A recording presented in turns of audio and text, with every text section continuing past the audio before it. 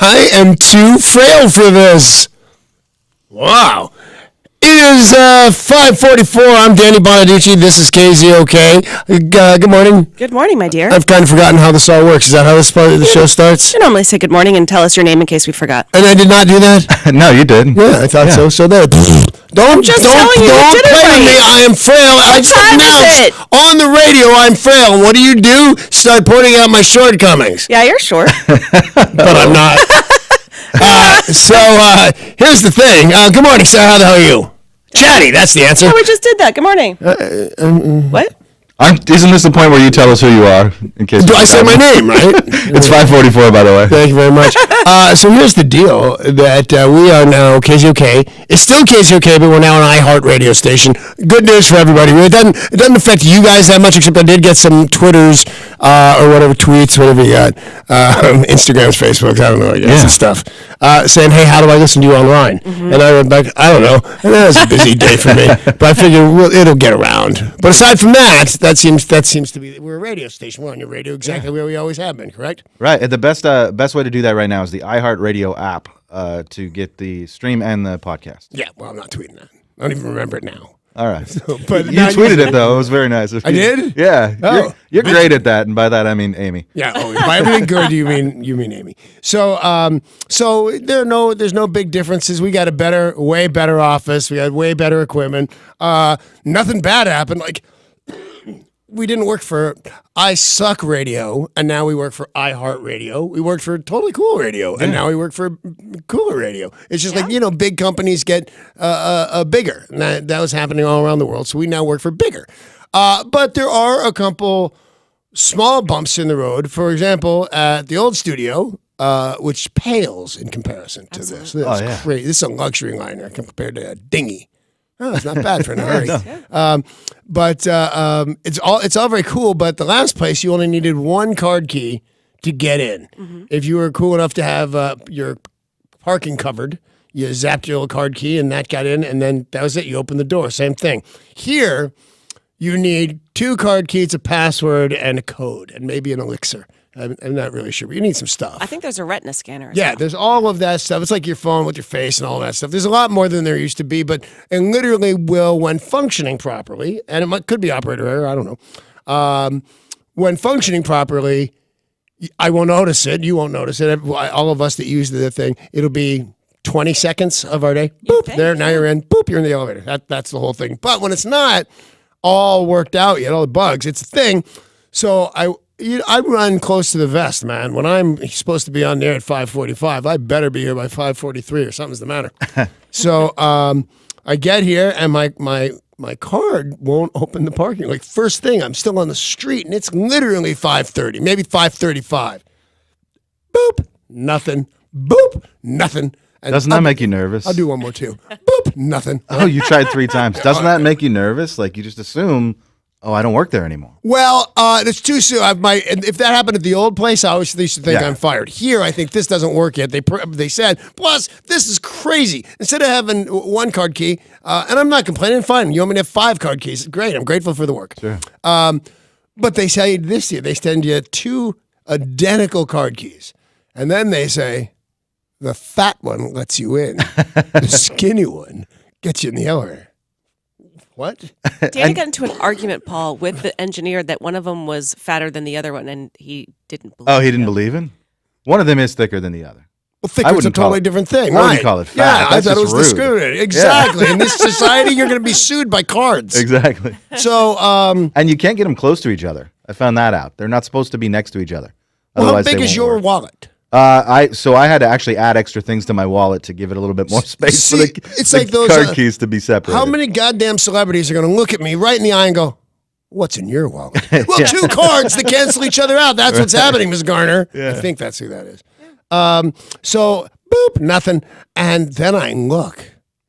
And it says in print, in real print, it says, rejected. That's a lot to take at 5:33 or whatever the hell it was. I mean, it's a different thing for it to not work. Okay, it's going to work eventually. They said this way. I'm all right. Everything's okay until somebody programmed something somewhere to say when Danny Bonaducci swipes the fat card, which I resent dearly, make sure it says rejected. Yeah, it might as well have said you suck. I think that's what the skinny one says. Yeah. All right, so how'd you get in? What'd you do? Did you smash it with your car? You know what? I thought of that. No, because it's legendary Davy Jones, I believe, of the Monkees. He went to work he went to Columbia, same place the Partridge Family worked. And he went to go in one day, and he found the same thing that I had found out years later. They just told him at the gate, a security guard. And in those days, a $3.50 employee, minimum wage in 1971 or whatever it was, said, "Oh, no, the Monkees don't work here anymore, man." Oh. And Davy Jones says, "You will never keep Davy Jones out of the studios," and rammed his Rolls Royce right through the gate. No wow. way. And now Oh, Rockstar were the Monkees. Well, the Monkees, dig that. So that was very exciting, but I did not do that. Of all people to have done it, I would have thought you, even though when that happened to you, you were 13 or whatever. But Davy Jones, handsome British guy. Are you saying Danny's not handsome? You'd be the last Holy one. Davy cow. Jones, he's handsome. What did that possibly mean, But Sarah? also, in He's comparison to you, yeah, and at that's what that she's point, saying. he was, for once in his life, for moments in time, he was taller than me. Who do we know who fights a lot of people on television? Davy Jones or Danny Bonaducci? Well, in the current tense, nobody. I'm not doing that. That seems like a life. That seems like another lifetime ago. Yeah. For just somebody punching me in the face that I don't know and I'm not mad at them. He just seems like this real meek, polite British guy. He's just like that baby-faced, cute little guy. Well, he's dead now, and that's probably because he rammed that gate. Probably. That's probably what killed him. Karma's a bitch. Well, good thing you didn't run the gate this morning. Hey, this is kind of a weird thing. I'll just throw out there really, really super quickly. I got a call, speaking of the Monkees, from Mike Nesmith. Really? The rich monkey. Yeah. And didn't you do a memorabilia show? That's with where I met recently? him. That's where he has my phone. I went up to him and I schmoozed this guy, not for any reason except I'm a fan. It was neat. He's the Monkees. That's the coolest thing. So I went up to him. There's a line of people waiting to meet him, but there's a line of people waiting to meet every has-been there is, including yours truly. Tony Danza was like some kind of god. I mean, this was the right place for people like me.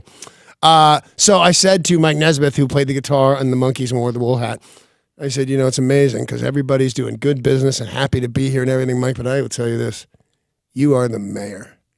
And he said, really? And I said, oh, yeah, you're all anybody is talking about. You're like the mayor. And I did not say of Hasmanville. I forget what I said. you're like the mayor of Memorabilia Road or whatever the hell it is.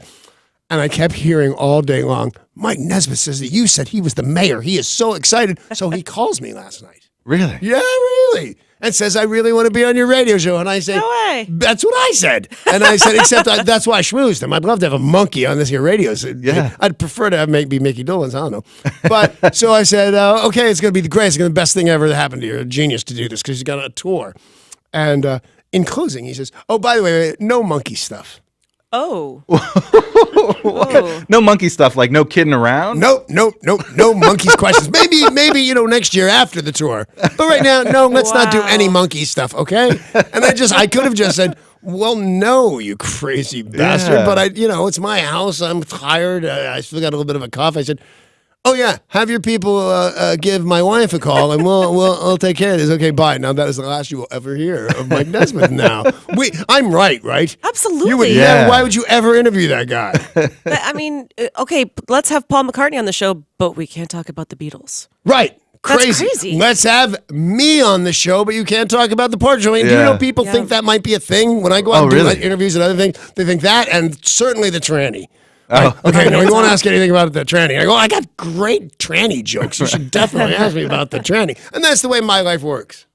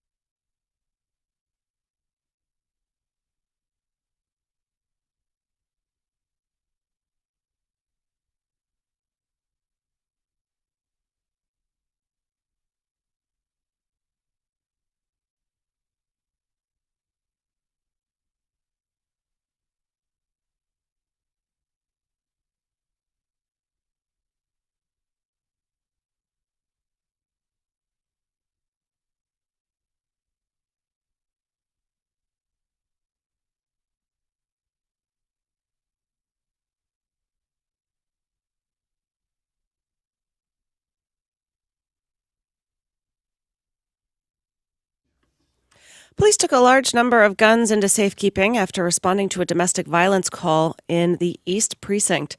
Police were called to the home at 8:50 p.m. A woman told them she had broken off a 7-year relationship with the man, and the man had been drinking all day, threw a flask, hitting the woman, and then threatened to shoot himself and blow up the neighborhood. I'd throw my last flask away. I might shoot myself. I can see this guy's problem. Police say officers coaxed the man out of the basement, took him into custody, and then removed a large number of guns from the home at the request of the woman.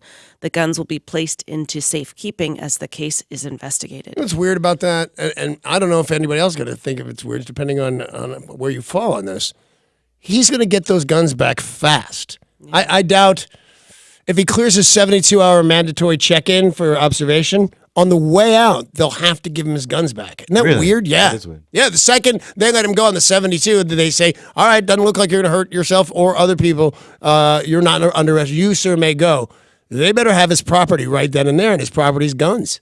Unless he gets arrested and processed for the domestic violence. Right, but whenever it is that he gets out, no matter what, except when they convict him, he becomes a convicted felon. I don't think they have to give his guns back.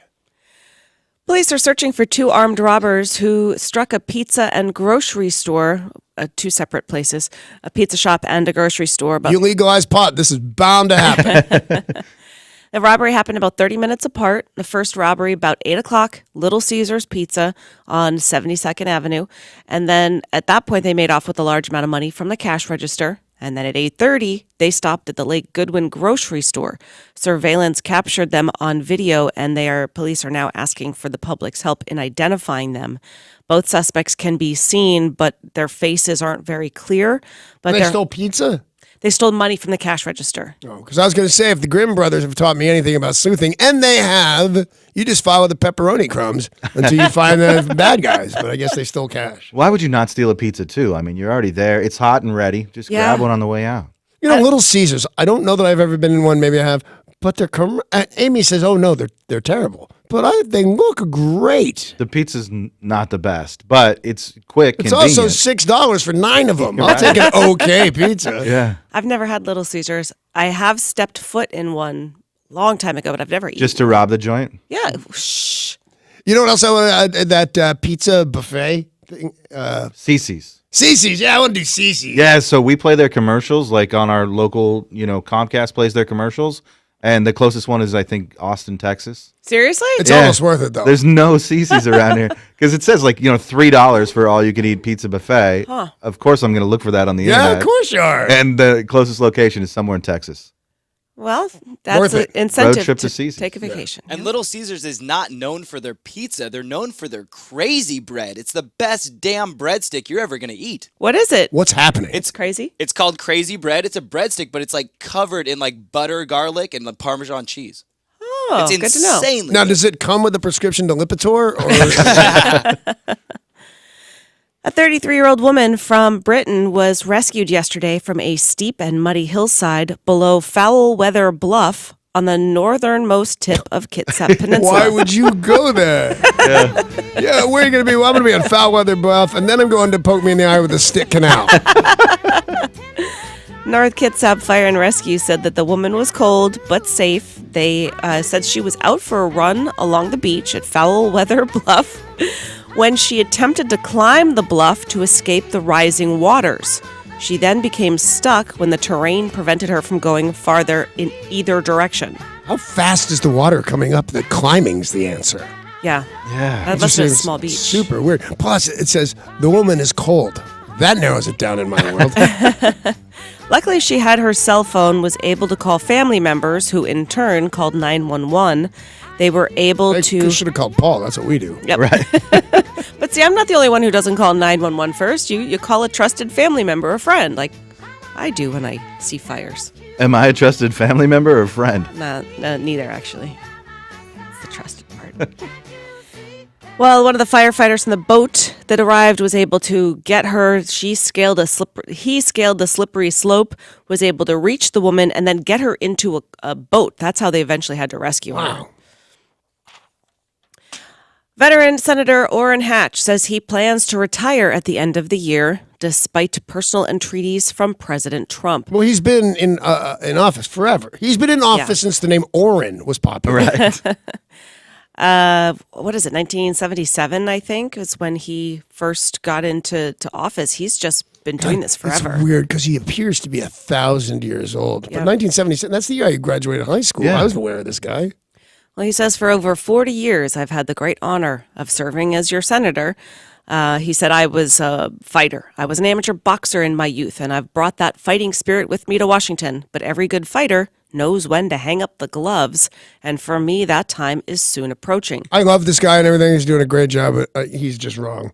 Not one great fighter knows when to hang him up. They hang him up for a little bit, and then they come back and get all beat up by some kid. Well, President Trump... I got to tell you something. The weirdest thing happened. I'm flipping through screens. I'm still staying in bed when the shake the glasses is cold. And the movie, I don't know if it had a title, but the description is, and I'm sure it did. Maybe I think it was the greatest of all time. But it said, Muhammad Ali talks a suicidal man out of the window of an office building in Los Angeles. Mm-hmm. So I'm wondering, what is? And and it's a movie. But then they start showing the photos. It's a real thing. Apparently, Muhammad Ali was watching the news. It turns out this guy is going to jump 3 blocks away. He went and the cop said, you can't go. He said, I'm Muhammad Ali. And they said, oh, yeah, you're right. It was the weirdest thing. And who's going to stop him? It took forever to talk the guy down. But he talked, and is that not crazy? How did you not know that? Did you know that? No, but he's No, your I've never heard that hero. story. You've met him. He's an American hero. I have met him. I love him. I love his whole family. But no, maybe you heard it 20 times. You just didn't believe it. Yeah, it's because it doesn't sound real. It sounds like that's a fictionalized. It sounds like, and the guy who played him did a really good impression. So it's just eerie and weird and neat. And the guy doesn't die. Nice. Well, who knew Orrin Hatch was a boxer? I certainly did not know that. He is going to step down. President Trump is really not happy about this, and it looks like Mitt Romney will likely run for his seat, further upsetting President Trump because he is not a supporter of President Trump. A couple of Orrin's peculiarities is how you get the expression down the hatch. I can't really discuss it with you right now. It's really weird and sad. And a lot of people yesterday talking about President Donald Trump and Kim Jong-un posturing towards each other about the nuclear button. Yeah. They're almost the same guy, in my opinion. It's really ridiculous. It really is. President Trump boasted he has a bigger and more powerful nuclear button than North Korean leader Kim Jong-un does. The guy that insists his is bigger isn't, right? Right, exactly. Yeah, it's like You don't he talk smelted about Delta. Right. Yeah. And they had to install a giant button. He's got those tiny little hands. Tiny little crazy fingers. North Korean leader Kim Jong-un said the nuclear button is on his desk at all times. They went back and forth boasting about the nuclear button. Anybody else see the button from Staples? Yes. Yes. That's what it is. It's totally what I see. That was easy. Yeah, that's exactly right. Well, Donald Trump, in saying all this, has some people concerned about that giant button, just like the Staples button. It's sitting right there on his desk. He could just get mad and hit it. No, are people worried about his mental state?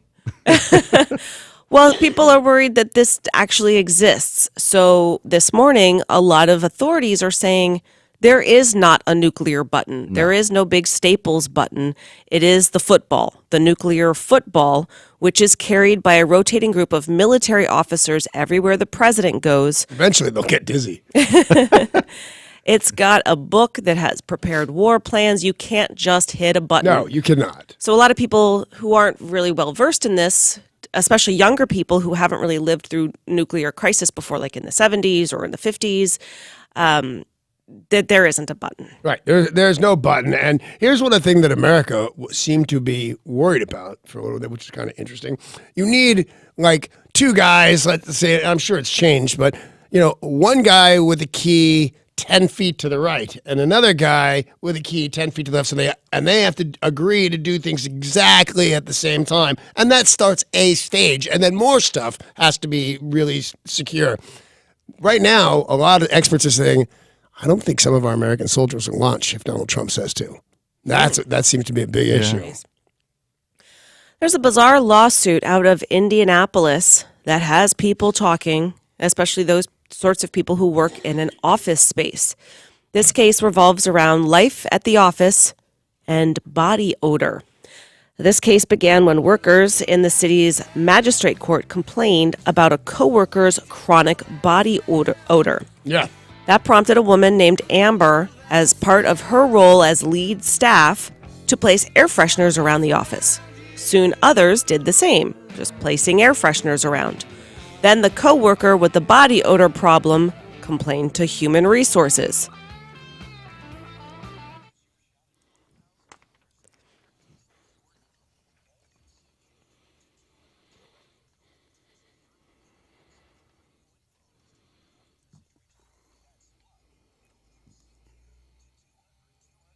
Sorry to interrupt. There's money to give away. Okay, Right, that's fair right. enough. More chances to win all day long. KZOK.com to find out all the info. You got a grand? You can jump on in here. All right, what next? All right, so Amber, who is the lead person, she's the one who started putting around the air fresheners, got fired Right? because the man complained to Human Resources. She is now suing the city. The reason she got fired, by the way, is they said you've created a hostile work environment, that this person who has stinky problems feels threatened by you. I can see that. Like you walk up to Bob and you hang one of those little trees Right. on him. That's kind of rude. Well, she is suing the city, saying that her firing violates the American with Disabilities Act. Two-part argument saying she can't be fired because of her association with a coworker whose body odor is a protected disability. Therefore, if he's got a disability, she can't be fired as part of his disability. And they're I'm not saying, sure that's Yeah. right. I mean, I it's- think you're right. I just think it's Yeah. a flawed argument. Yeah, nice try. Not, but I don't not think it's even a gonna fly. nice try. Do I even look like a stink lawyer to you? No, yet I know she's wrong. Yeah. persons discriminated against because they have a known association or relationship with a disabled individual are also protected according to the law. Could that known relationship be that you're mean to them? Because I don't think that's protected by law. Well, she's suing. We don't know how this is going to go because it hasn't been heard by a judge yet, but she got fired. Does anybody 'cause of notice the guy. stinky guy stink because of poor hygiene, or does he have some weird medical thing that makes it he can't help but stink? I don't know. Well, you're not allowed to ask him that question. Why not? I mean, yeah, I'd like to Because know. that violates the Americans with Disabilities Act. Yep. Are you Why sure? do you stink, Bob? I don't think we can say that. No, but can you say, Bob, I'm your human resources dude. Is everything okay at home? Is your plumbing in order? Or are you sure? I don't think so. No, I don't think they can ask any kind of medical questions like that. If it affects your coworkers? Yeah, I don't think Seems so. crazy. All right, so I come in here. I don't even know what one I was doing. I was going to say gun, but that's too scary. I just sit here and toot like a crazy person. I'm Yeah. just Mr. Flatulent. Freddie Flatulent. That's my name all the day long. Yep, that's what you do. And there's nothing you can do? I No. don't think so, no. Because you would claim if we went to Human Resources and Human Resources said, what's your name, Freddie Flatulence? Yeah. Freddie Flatulence, dude, you got to curb your tootin'. And you would say, it's a medical disability. I Right. can't control it. So, but now we're having this conversation. I thought we couldn't. You can, as Freddie Flatulence. So you can say, I have a medical disability, but we can't ask you about that disability or ask you if you have a disability or don't have a disability. Have you Human ever worked with Resources someone can. stinky? I think maybe. I worked And that Wasn't there wasn't a just girl their in on-air Philly? name? Wasn't there a girl in Philly that stunk? I don't remember. And didn't Gibbons sleep with her? Probably. Probably. Yeah. I remember, not in Philadelphia, but a station I worked at, a guy had severe halitosis. Yeah. And nobody wanted to work in a close space with him, and you can't do anything about it. Why does he have this problem? You wanted to ask him. But you didn't? Oh, I'd ask in a minute and then see what that happened. Because first of all, until the last year or year and a half, it would never occur to me that I can't ask a guy why they stink and why they don't brush their teeth.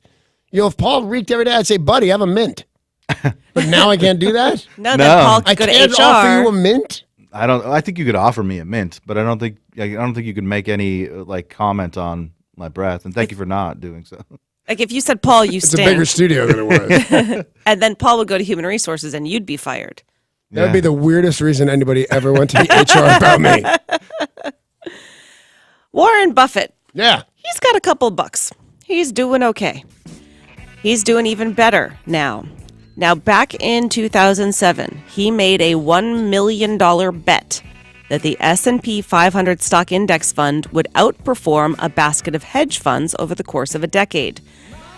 Taking a look at now this 10-month span, Right. which just wrapped up a couple of days ago, that index fund returned 7.1% compounded annually over 10 years, beating the hedge fund against the person he bet against they only had a 2.2 average return. So Warren Buffett bet that his choice would get more returns. It did. $1 million bet. He wins. What does he do? What's he do? Gives it to charity. Oh, wow. Sweet, that guy. I misunderstood. I thought he bet on a basket of hedgehogs. Well, they're kind of adorable, but I don't know that they really perform. There's one in Tori's freezer. I figured there was. He deserves it though, because I don't even have any clue what any of that stuff means. Like all the stuff you just said I got the word bet, and then after that I was lost.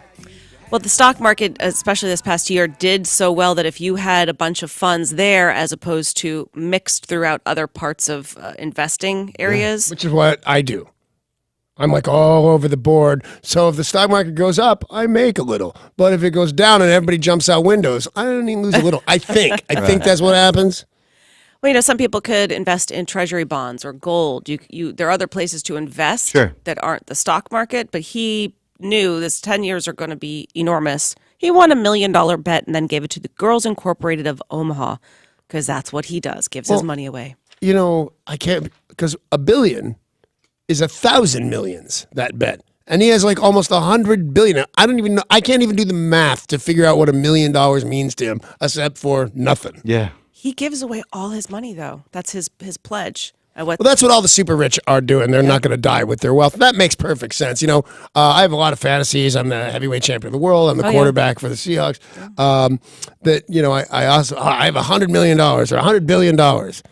Well, I don't have anywhere. I don't have real money yet. I got almost everything I want. I can eat in restaurants and put gas in them. I go, what do you do with that stuff? Yeah. I mean, there's to be some weird chicks doing weird stuff, but until I got tired of Almost that. constantly. Yeah.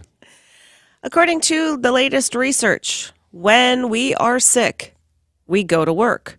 The majority of people, even during flu season, go to work sick. They said that a lot of people, it's not about just going to work. They leave the house and go do all sorts of stuff. Right. 69% of people said they'd go to the drugstore while sick. 43% would go to the grocery store. Parents and millennials are the ones most likely to leave home while sick, 75% of people. Meaning, if you're sick, you're supposed to stay home. They're going out and spreading the sickness. You know what? A couple years ago, you came to work very sick, and secretly I was going, I hate her. I'm going to get sick, and she's showing off this year. But then next year, and I got super sick, and I thought, I can't stay home from work. What will they think of me? Yeah. They wonder when I'm coming. It's too much drama. I got to go to work. So, yeah, there is some real weight on you to still go to work. Sure. The majority of it, too, is part-time workers who may not have access to sick leave. So that's a problem in a lot of places. And a lot of people are worried about being replaced. Sure. If they don't show up for work a couple Not of me. days. What, do you think they got a whole closet full of has-beens? They can just bring them out, say, hey, man, put on the Mickey Mouse headphones and say stupid stuff. I don't know. Think you did? I heard there was a former monkey trying to get a hold of the Except radio you won't station, talk about so- being a monkey. I'm sad. I'll talk about being a monkey. Well, it's funny. People going to work sick. Who do we know who might be sick right about now? I don't know. That'd be I don't know. Not me. Oh, you. Yeah, That'd be yeah. me. That'd be you, Danny. I'm chasing a Fighting little bit of a something. cough. Yeah. Yep. A car dealership in China had to be closed for the afternoon so the staff could count $11,000 worth of coins that had been brought in to purchase a car. The dealership office shows employees at the BMW dealership's office using every surface available, the floors, the counters, the sinks, the bathroom, wherever. They had to count out coins from more than 10 large boxes. This man had been saving up all of his coins for a bazillion years because he wanted to buy a BMW, brought in all those coins. They had to accept it. I'm mad a couple of times. First of all, I don't like hearing that a communist country has BMW dealers. I think you should all be freezing and eating your last vegetable root. Yeah. And then why is this guy a jerk and didn't go to the bank and turn it into money? They have Right. counting machines. Seems pretty mean. Does seem pretty mean. I was going to make he had a yen for a joke, and I thought, don't. And you're above that. You're better than that, Bonaducci. And then I realized, no, I'm not. That might have been a quality joke that you have told. Yeah. Hey, McDonald's is testing out something new. Fresh beef in another burger. They are making an effort to swap out all of their beef with not frozen, but fresh. This is called the Arch Burger. It's being tested right now all throughout the Midwest, mainly in Oklahoma. They said if it goes well there, they'll roll it out to most of its 14,000 restaurants in the next few months. It's weird because in my heart, I think I care, but in my head, I know I don't. Because you don't think you can taste the difference? I see commercials for Wendy's, and they say our beef never frozen. Yeah. And I actually stop and go, how is that possible? There's a gazillion of those restaurants. Is there a cow always nearby? Because they're killing a cow, chopping it up, and serving it at Wendy's. And so it seems like great, but then 5 extra cents or 2 extra blocks to go get it. I'm going right to Mickey D's and their frozen burgers and going, yum. Yeah. Like a normal person. I wonder though, it might taste better. I mean, you guys would have to do a side-by-side taste test to see. Do we actually have to be side by side? Yes. That's like shoulder to shoulder eating burgers. We can't sit like 8 feet Yeah, apart from like each no. other and do it. Side by side. It's time for today's Things Are Not Right in Florida story of the day. Yay! A Florida man was arrested after he punched an ATM. Why, you ask? Why? It gave him too much money. Oh, I'd be mad about that too. One time I was going to punch Anti-M, but it turned out it wasn't in the Wizard of Oz. Michael Olaskik was Yeah, that guy. he was charged with criminal mischief after Wells Fargo asked the police to press charges. He was seen on surveillance footage standing at the ATM, pummeling it. There was a touch screen, and he was super mad. He said he didn't ask for all this money, so he took out all of his anger and aggressions on the ATM because he got more than he had asked for. He Right. didn't know what to do. Burden was on him, so what do?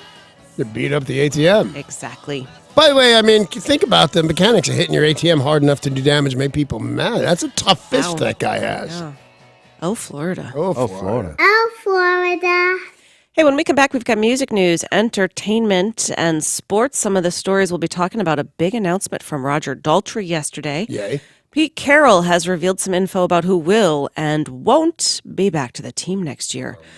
Mike Tyson has a new gig, and I'm willing to bet the bank you have no idea what is in store for Mike Tyson. But you will when we talk about it next in sports.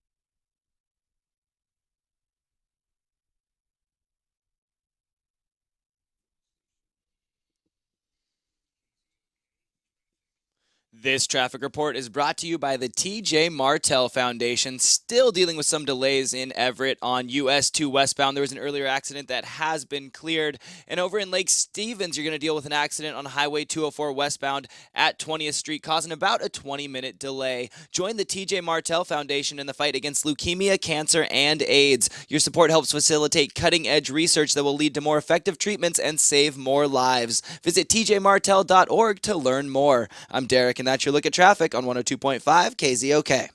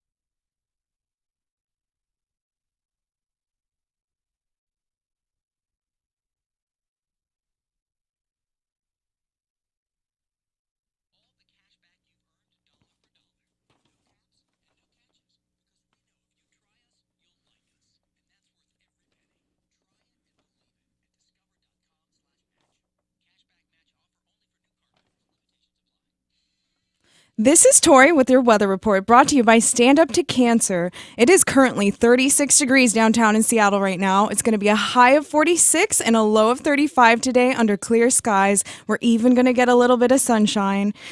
That was your weather report. I'm Tori on 102.5 KZOK.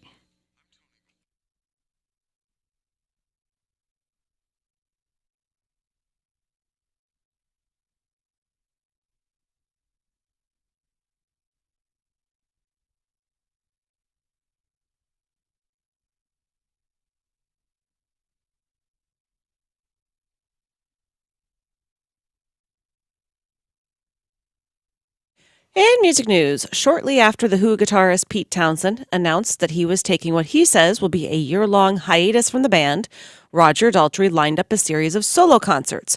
Now, we knew that he had planned this. There's Right. no bad blood that Pete wants to do a couple of other things, and Roger says, all right, man, I'll go out on my own. Although it probably was more like, all right, man, go out on my own.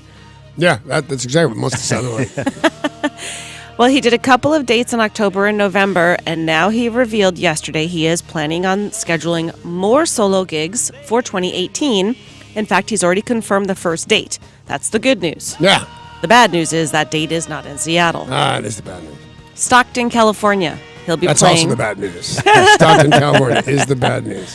March 13th. The show is at the Bob Hope Theater. Tickets are on sale right Did Bob now. Hope spend a lot of time in Stockton? Oh, yeah, he Around? loves Stockton. Just seems Oh, yeah. weird as hell. That does seem weird. Bob Hope, man, he's real famous. Yeah, yeah, Stockton. I mean, I'm sure he's famous in Stockton. Yeah, of course. Yeah, People have Bob heard Hope, of him. Yeah. $1 from each ticket sold to the Roger Daltrey show will be donated to Teen Cancer America, the charity that Roger Daltrey and Pete Townsend co-founded to help with kids who are battling cancer. I think it's all a great idea, but I have concerns.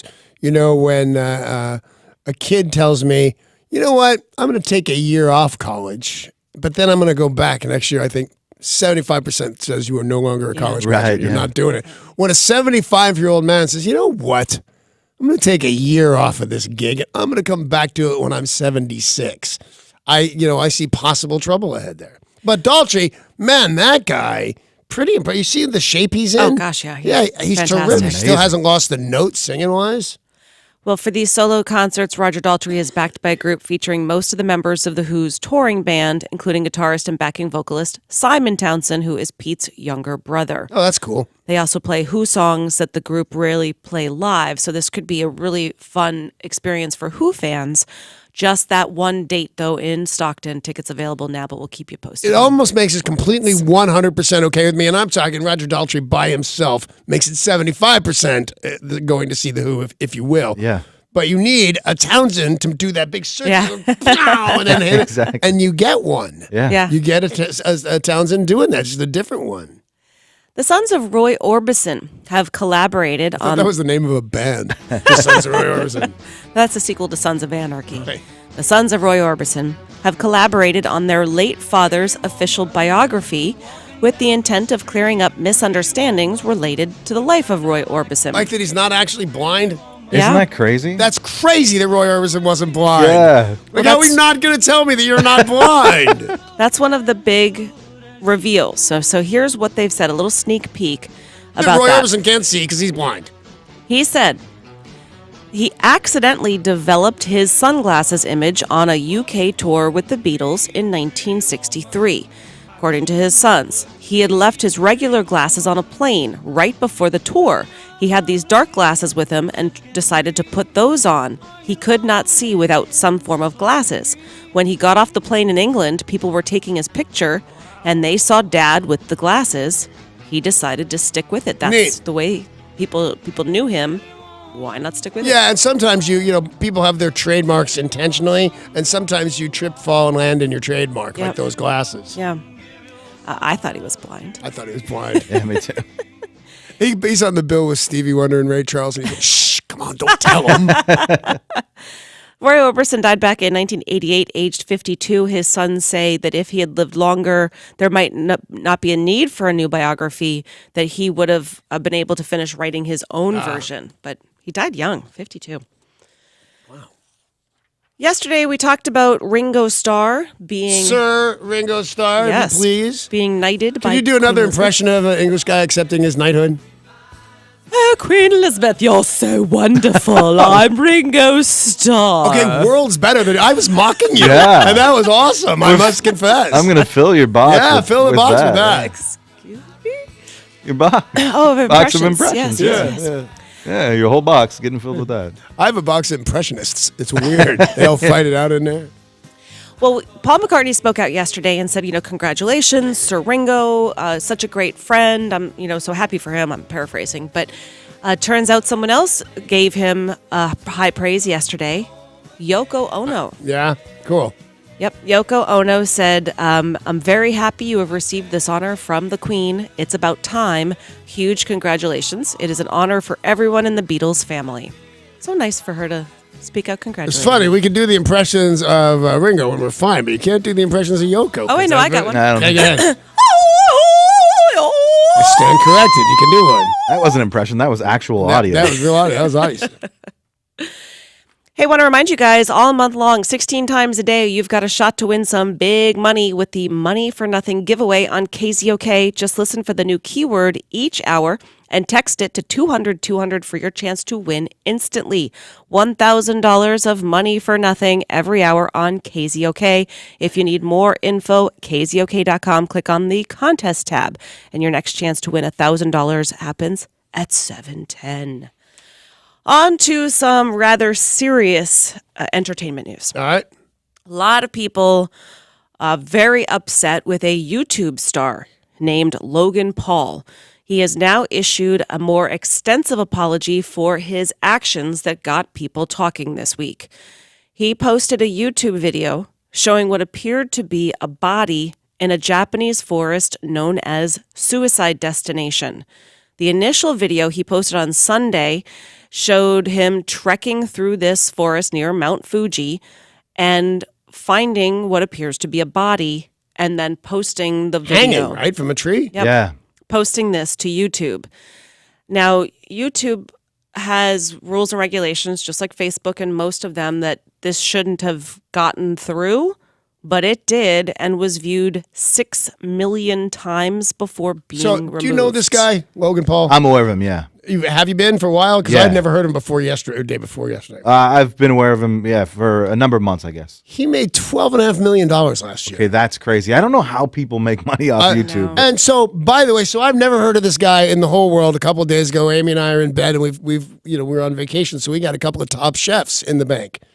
Who do they have as a guest judge at a college? wow. And it's a bunch of college students, Yeah. but they're all headed up by Logan Paul. Yeah. And Amy and I comment on him. He's a fine-looking kid, but he hangs. He's with the judges, and he's charming. That's really neat. That guy was born to be in the spotlight. That night, later on the news, he's in huge trouble for showing a Japanese guy dead. Yeah. Which, by the way, apologize and get on with your life. It's not the end of the world. We fill our television with dead bodies. People kill themselves, people in shootouts, we blur their faces, everybody moves along. We're all a bunch of tacky people. Yeah, that's really, I think the problem was that he was very disrespectful, that this person obviously went into the forest to kill himself. It's a very popular suicide site, but that person has family that Right. probably didn't want that. Also, the fact that Logan Paul sees the dead guy hanging from a tree and doesn't remove his Pikachu hat. Yeah, and That they're was- laughing about Laughing. it. And, he says it was just their reaction, that they didn't plan to see it, and that was just their, natural reaction. Well, your natural reaction to someone hanging from a tree should not be laughing. No. Nervous laughter. I think that kind of stuff happens. Everybody should apologize. Everything's bad. But this kid, and I'm not for handsome young men making $12 million for being video stars. I hate them and I'm jealous of them. I thought that guy was pretty good, did an okay job. If somebody's going to get the money, why not him? Say you're sorry, move along. Well, he has. He apologized kind of loosely, and people said, okay, that's kind of lame, dude. He issued another one yesterday. He said, my initial apology was inadequate, and then went on to say, I don't expect to be forgiven. I'm simply here to apologize. None of us knew how to react or how to feel. Most importantly, I want to apologize to the victim and his family. Now, whether or not this will have a big impact on the millions of dollars he's making, some experts say this will affect his career. Oh, it will. I'm sure it will. And careers are in the affecting world right now. Ask Matt Lauer, ask Al Franken, ask everybody. You make some mistakes, big, small, you could be doomed. Believe it or not, Japan has the highest per capita suicide rate in the world. Yeah, I think I knew that. Yeah, 21,000 a year. They also work Sad. themselves to death right there at their desk. Yeah. They come in the morning and there a guy is dead at his desk. It's crazy. Crazy. Not me, man. Although my desk is a microphone. There's you let me carry this thing around with me, you'll find me dead with it someday. Yeah. But a real job, I'm not doing that till I die. Are you kidding? Rose McGowan, Yeah. whose career was going pretty well in the late 90s, early 2000s. She had a big hit TV show. Charmed, right? Yep. The witches one? Yep. She has a new TV show. She is headed to E! She'll be starring and producing a 5-part documentary series called Citizen Rose. It'll start with a 2-hour feature-length documentary in January, which will follow her life recently, which we know is all about Harvey Weinstein. Right. And it's really her that brought all of this to light. And, some people could look at it as, look at you. You're going to make some money off of this now. You're the big complainant. Now you're going to document sexual harassment. And then you take one step back and think, yeah, you go, girl. It happened to you. And you have every right to profit from it, I think. Well, and she did fight for a long time to get this in the public eye. Wasn't successful. Seemingly, her career took a real big hit because of Harvey Weinstein. So she's back on TV, as I said, on Good E! for her. Chip and Joanna Gaines of HGTV's Fixer Upper. Yeah. They announced that they were stopping their show, Fixer Upper, a hugely successful show. They said after its 5th season, it's going to end. And then yesterday, they announced they are expecting their 5th child. Jeez, I think that's like abusive. Make a lady do that 5 times? I wouldn't do it once. Good for her. I didn't realize she'd had any. She's a very, very petite woman, but pregnant with number 5. Yeah, they own a company called Magnolia Interiors or something, Magnolia Construction, and it's in Waco. But Yeah. nothing comes from Waco but David Koresh. Yeah. And apparently they're titans in this area now. And when people ever say to me, I walked away from show business because whatever reason, I think, liar, pants on fire. You couldn't get a job. Nobody walks away from television. These guys really do. Yeah. These guys really meant it. It's best for my family. We're going to step away for a while. I saw an episode of that show recently, and I don't know why, but Chip, that's the guy's name. Yeah. He had like this crazy beard, like Tom Hanks from Castaway kind of look going on. And I thought, like, you were like a pretty clean cut guy on a TV show. What makes you grow that crazy beard out? And you don't know the answer. I don't know. It was just all of a sudden like they weren't talking Long about it. question to be talking to yourself, man. Usually a question to yourself that goes like this. Huh. And there you go. But yours is a little wordy. And no answers. I had a question. I didn't Yeah. even realize Why I had a did you grow question. that Why'd you beard grow out? that beard? Yeah, We all Chip, heard the question. What are you doing, Chip? Why would you grow the beard out? Why don't you look like Tom You had a whole Hanks? Yeah. conversation. Do you listen to the show? No, not really. He's too busy talking to himself. Let's take a look at sports. Sports. Sports brought to you by Bradley Johnson Attorneys. If you're facing a DUI, call 1-800-DUI-AWAY, 1-800-DUI-AWAY. Yesterday, Pete Carroll spoke out and gave a little bit of upsetting insight into the future of the Seahawks. Uh-oh. He says defensive back Cam Chancellor and pass rushing specialist Cliff Averill, who both suffered huge injuries last year, will likely not play football again. Wow. Pete Carroll said Cliff and Cam are going to have a hard Although time. This season, it doesn't seem like they played football this time. Oh. No. Well, Cam Chancellor had signed a 3-year deal extension. He'll be turning 30, and Cliff Averill will be turning 32. But there have been questions about either one of them being cleared by doctors. They might literally not be able to play again. They might not get cleared to play. And they said this very possibly, this upcoming season, will be a big change, as in rotate people they'll out. be fine. They seem like very bright young men. But I read and we discussed a statistic that said 75% of retired NFL players are bankrupt within 5 Crazy. years. And So these guys It makes are- no sense It makes at all. no sense. How you have to it seems like intentional. Yeah. They've tried to combat that with a lot of sports, hiring specialists to come in and talk to the kids, Yeah, to right. talk to the youth and say, this could end tomorrow, so don't spend all your money on Lambos and drugs. and Yeah, I beer. remember at don't the know. end What of are the you supposed to Partridge spend your Family, money on? some guy came in and said, "Now remember, you might not ever get another television series." And I said, "Ha! I'm made of charm and adorableness. I'll be on TV again next week. Yeah. I didn't get on TV again till no, it didn't go that well. Star linebackers Ray Lewis and Brian Urlacher are among the four first-time eligible former players selected for the Pro Football Hall of Fame's class of 2018. Some of the other players who made the cuts to the final: receiver Randy Moss and guard Steve Hutchinson. Also, Kevin Mawe, tackles Joe Jacoby, Tony Baselli, Isaac Bruce, Terrell Owens, John Lynch, Brian Dawkins, a lot of people with a connection to the Seahawks. Yeah. Ty Law, Everson Walls also up for consideration. Hutchinson spent his first 5 seasons after being drafted by the Seahawks, and Mawe also drafted by the Seahawks. He came off as a bit of a grump in an interview. Mawe, he said that when he used to go into places, they'd play "I Did It My Way." And he said he never once found that funny. And I thought, I find that funny. Yeah. I think I would totally do that to you. I did it my way. When the Oakland Raiders fired Jack Del Rio after Sunday's loss to the Chargers, ending their season, there was a lot of speculation that the man up next for the job would be John Gruden. And yesterday, I think I like that guy. Is he a hard- real white not bread to. looking dude? Yeah, Yeah. no, and he's clever. I've seen on his commercials are good. I like him. he's a little goofy. Yeah. He's like kind of like a real dude. Yeah. And you can't tell if you want to smack him in the face or have a beer with him. Like he seems like You he's a can't little... do both. Yeah, why are not we both? limiting our possibilities? Is it just me? Does anyone else find him a little annoying? I know him from 2 commercials and 1 sideline interview. I like him. I like him. I like him a lot. He's just he's real corn-fed. But he is a well-respected football analyst and coach. Right. And he said, I think I'm being considered. I hope I'm a candidate. So after much speculation, it does look like John Gruden will be returning to the sidelines. When Georgia defeated Oklahoma in a thrilling double overtime Rose Bowl game to reach the national title, well, people got so excited, those tickets skyrocketed.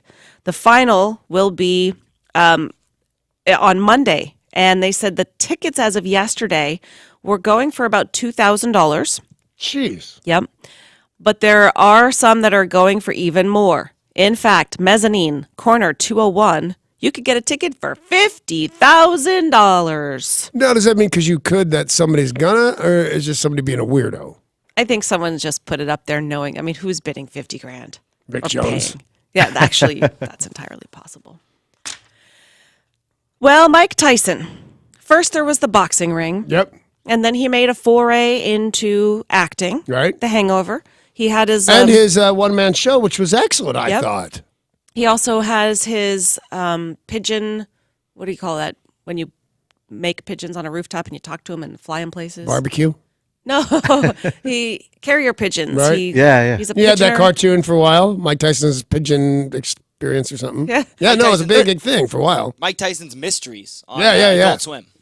Well, and he had a reality show, but he's done a lot of different things. And now something new is on the way for Mike Tyson. Can I guess? Yes. Okay, and this is a crazy guess. I'm probably wrong, but I'll put it out there anyway because you can't do it in today's society. If this were 50 years ago, for sure, he's going to fight wild animals.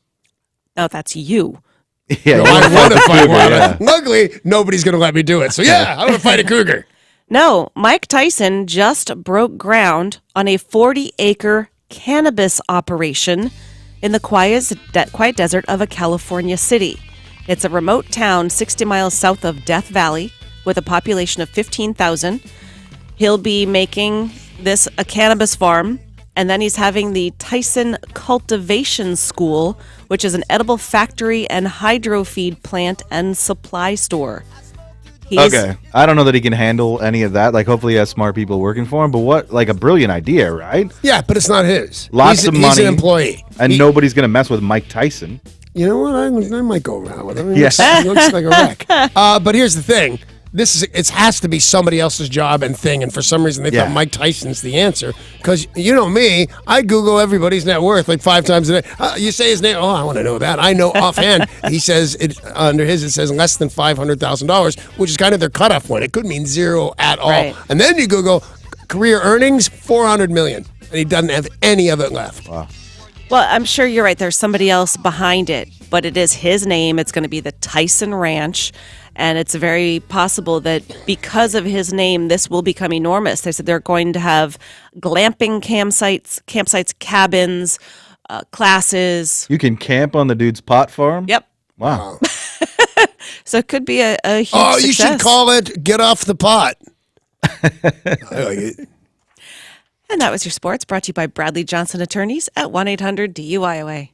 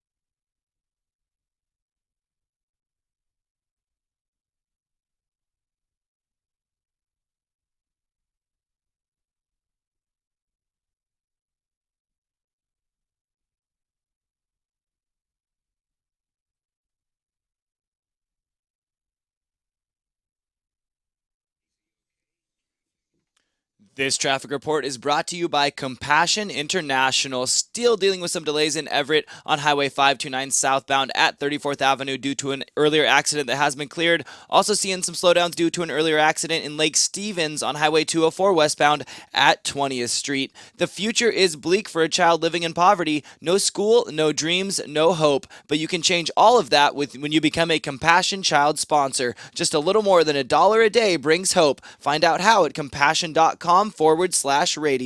I'm Derek, and that's your look at traffic on 102.5 KZOK.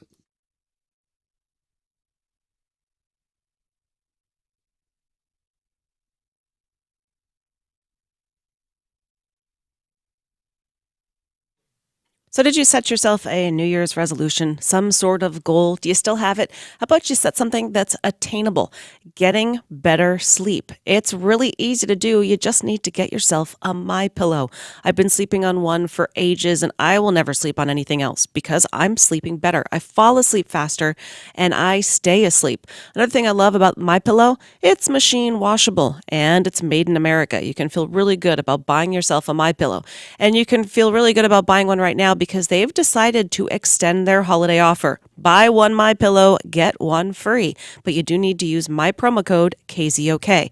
Call them at 800-304-4756. That's 800-304-4756 and use promo code KZOK to buy one My Pillow, get one free. There's a money back guarantee. There's a 10-year warranty, but you are going to love My Pillow.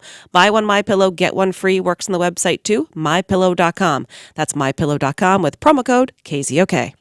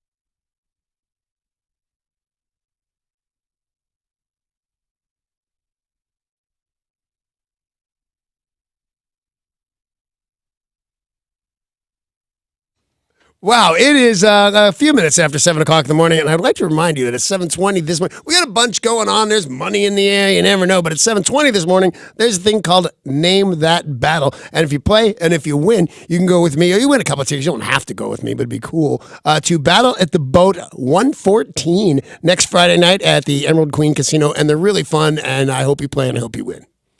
There was a story we talked about in the news about a woman who went into labor at a grocery store. And I laughed when I saw this. Well, it's work. I don't know that it's labor. That's a coal mining is labor. Yeah. You have these elaborate hero fantasies. I do. And I know for a while it was just helping deliver a baby on the side of the road. Yeah. But now that doesn't seem to be enough for you. No, there's a handful of mundane ones, if you want. The big one that I don't see it written down or anything, that is freeing a hostage or several hostages. Foiling like a I bank haven't heard robbery that that one. went bad. And everybody's in there with guns, and I go in, and I'm just too fast. It doesn't end peacefully. I'm just too fast for them to shoot, and I beat them all up and free everybody, and it's awesome. But I have other ones, weirder ones, if you will. Paul, I didn't know it had a name, so I guess I'm not the only one. I have a fantasy where I'm the hero star quarterback, right? Yeah. But I'm so fast I can pass it to myself. And Paul recognized, and then I said, and then I'm going to throw it, and then I'm going to kick it or some such thing. And Paul goes, "Oh, the fantasy, both sides of the line." I don't even know what that means. So it must be kind of typical of stupid men to think they can do these crazy things of play two different positions on, say, the Seahawks. Yeah, or like the triple sport athlete. Yeah. Sound realistic. I'm only the heavyweight champion of the world and the quarterback. Yeah, Don't be just the two crazy. sports. Well, you've really taken it to a new level because originally your hero fantasies were something attainable. Now you're saying you have like super speed. All right, you want to hear something super weird? I already have, but yes. I'm about 28 years old, right? 6'2", 212 pounds. I've been fighting for several years, going up to be the heavyweight champion of the world. I become the heavyweight champion of the world. I knock the other guy out. He was a good opponent. And they come to me and say, "You finally become the heavyweight champion of the world. What do you think?" And I go, "I've waited all this time. I would like to ask out Taylor Swift if she would like to go on a date with the heavyweight champion of the world." And she says, "Yes." And then we break up, and it's cool. But a realistic hero fantasy for you, is it still delivering a baby on the side of the road? That's one of them. Don't deny me, but yeah, certainly, It coming could happen. it could happen. It happens. It happens to people all the time. But I think a lot of people have hero fantasies, and yeah, some of them are elaborate and unattainable, like you becoming 6'2" and 28 years old. But a lot of Why is people she so mean? I don't know. seem to have realistic hero fantasies, or have even been in the situation, been that person delivering a baby on the side of the road. If you guys have one of these types of stories, we would love to hear from you right now. Call us at 800-252-1025.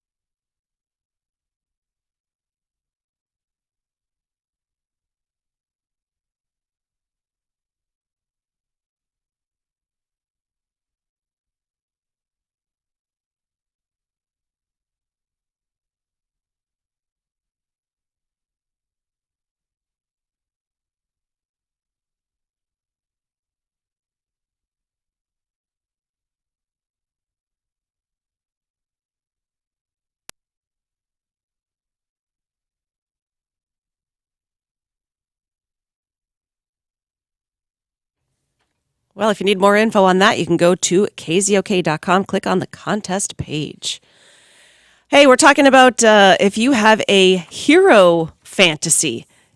Danny seems to have several. But I do have several. I have a bunch. And I think if I told you all of them, you'd think, well, he's probably dangerous. But I'm not.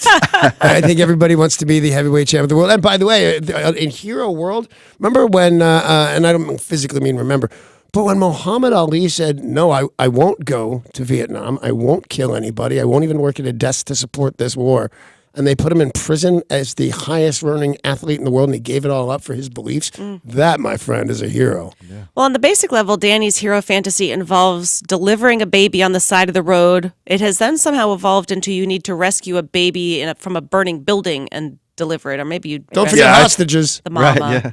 Danny's got a lot of them, but I think a lot of you out there do as well. Call us and let us know at 800-252-1025. What is your hero fantasy? And first person we'll talk to this morning will be Brent in Port Townsend. Hey, Brent. Hey, good morning, Danny, Sarah, and the band. What's up?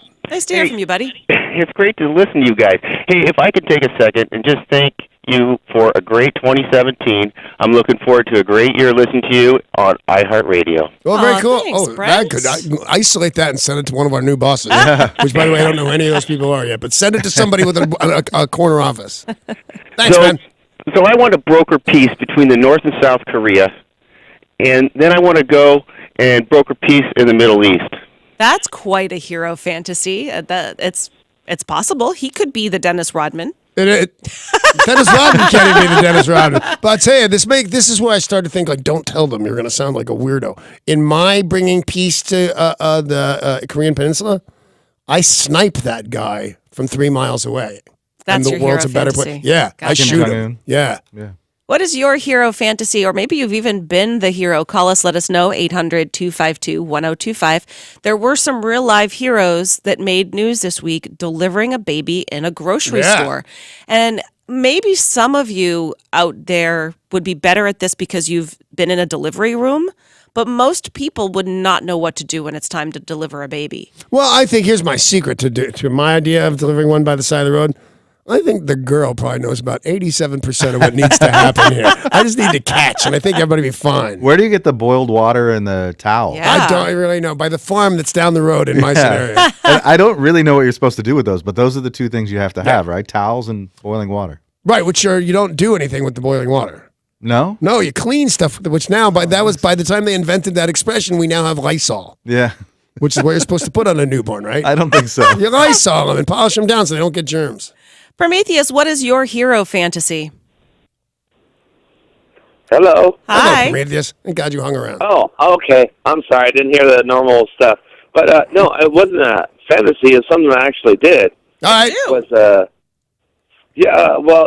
was born and raised in Hawaii, and there's a place in Waikiki called The Wall. And, it's a very big tourist attraction.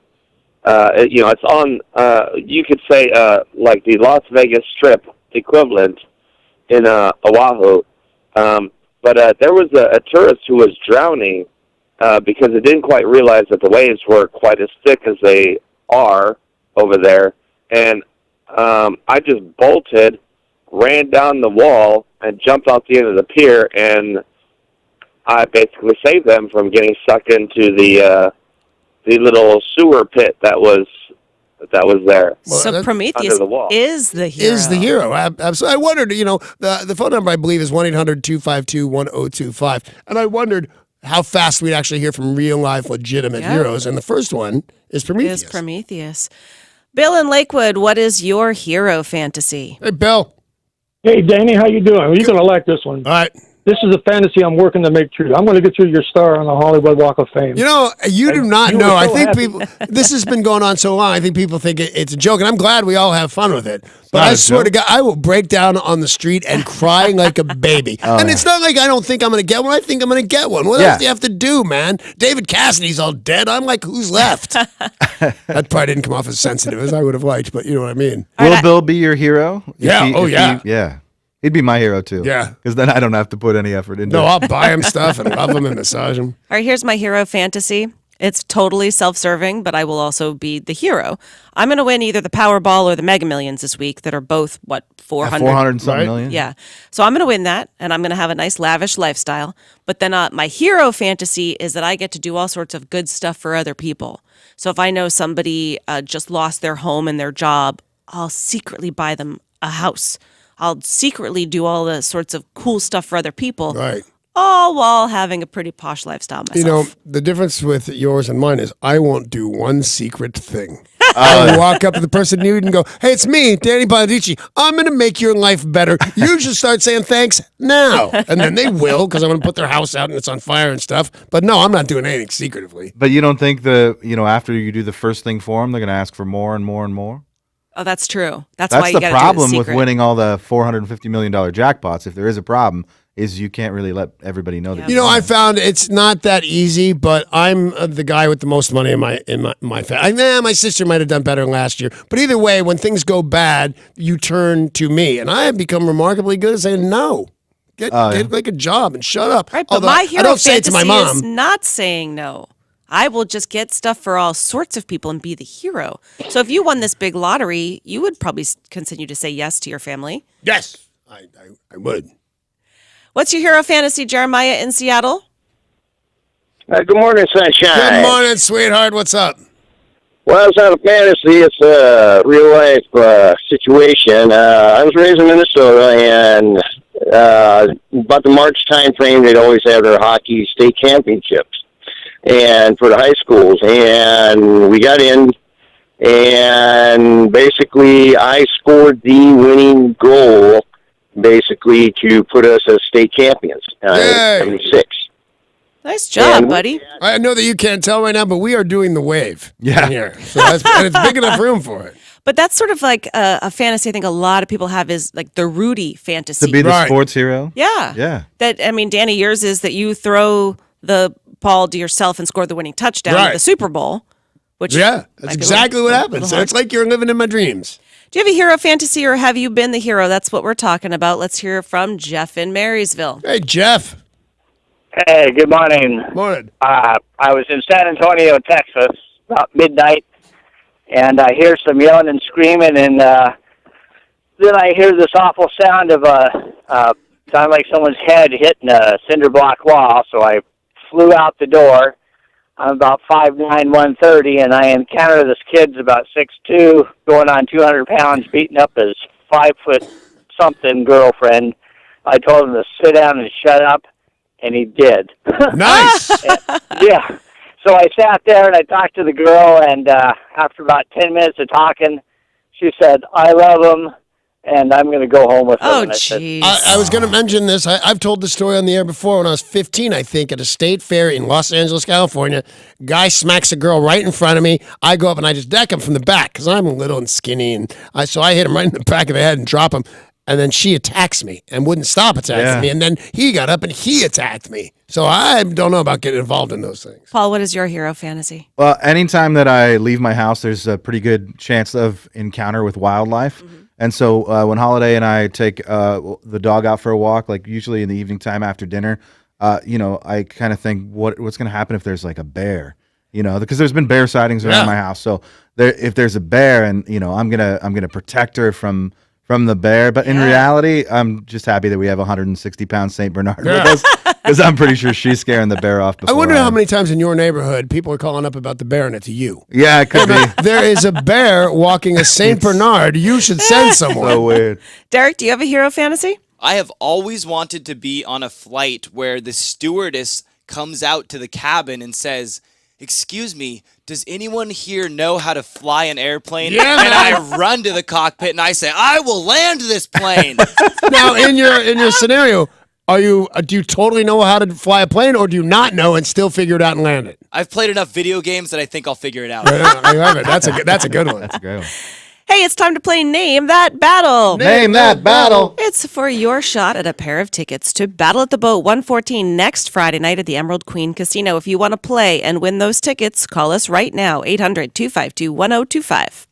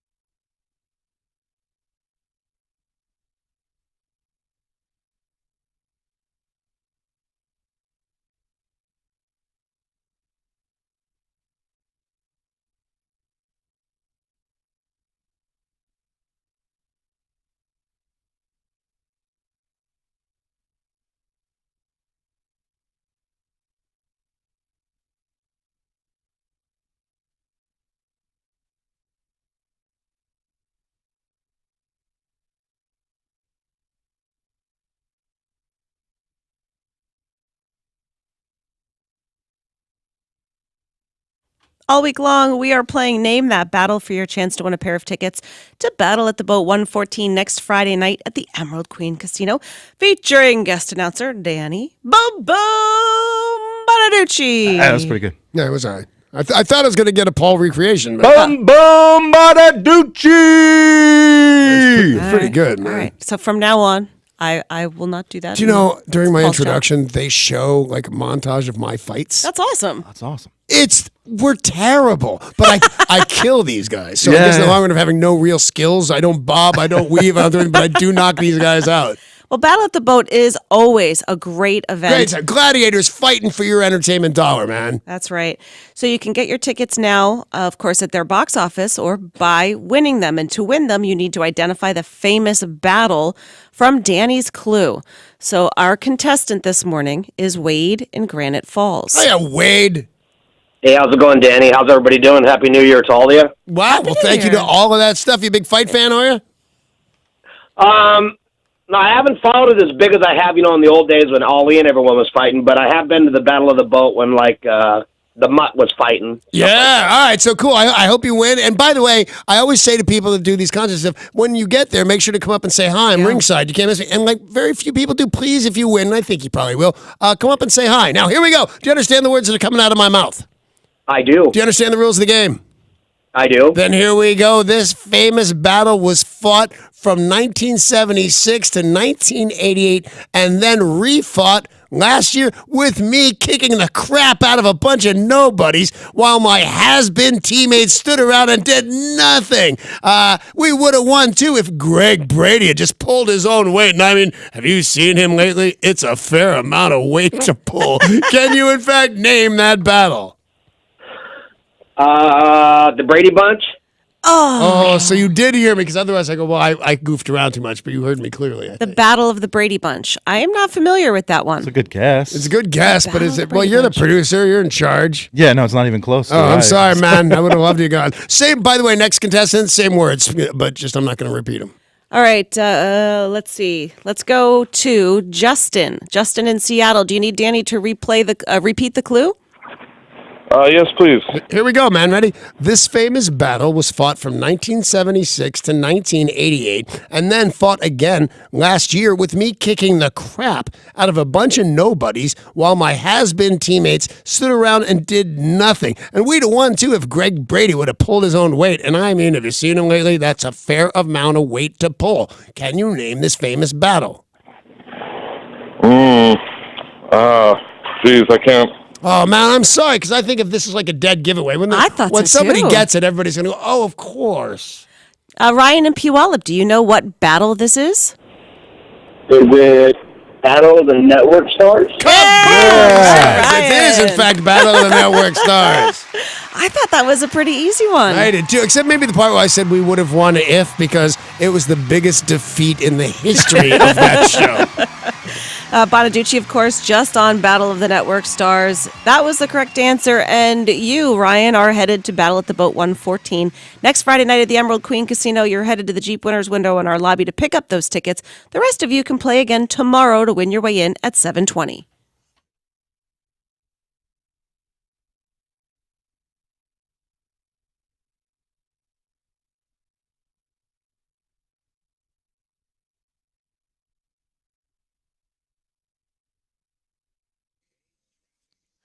This traffic report is brought to you by the Foundation for a Better Life. Seeing some slowdowns in Seattle. We have an accident blocking the shoulder on I-5 southbound approaching I-90. And over in Mount Lake Terrace, we have an accident blocking the shoulder on I-5 southbound approaching 220th Street. She didn't just visit the sick and poor. She moved in with them because they needed help. Mother Teresa couldn't do it all, but she gave her all. Compassion. Pass it on. From the Foundation for a Better Life at values.com. I'm Derek, and that's your look at traffic on 102.5 KZOK.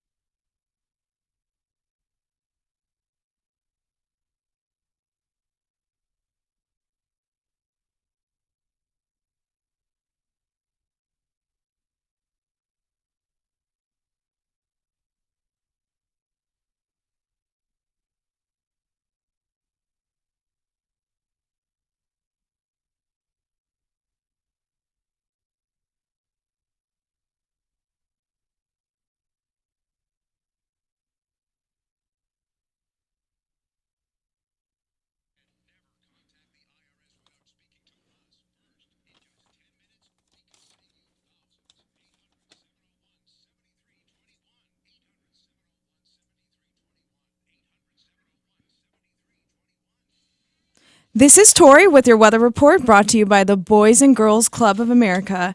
It's currently 36 degrees in Seattle right now. It's going to be a high of 46 today and a low of 35 under clear skies, even a little bit of sunshine. It's 3 p.m. School's out for America's kids, and when school's out, clubs are in. It's time to support the Boys and Girls Clubs. Visit greatfutures.org. Now back to Danny and Sarah on 102.5 KZOK.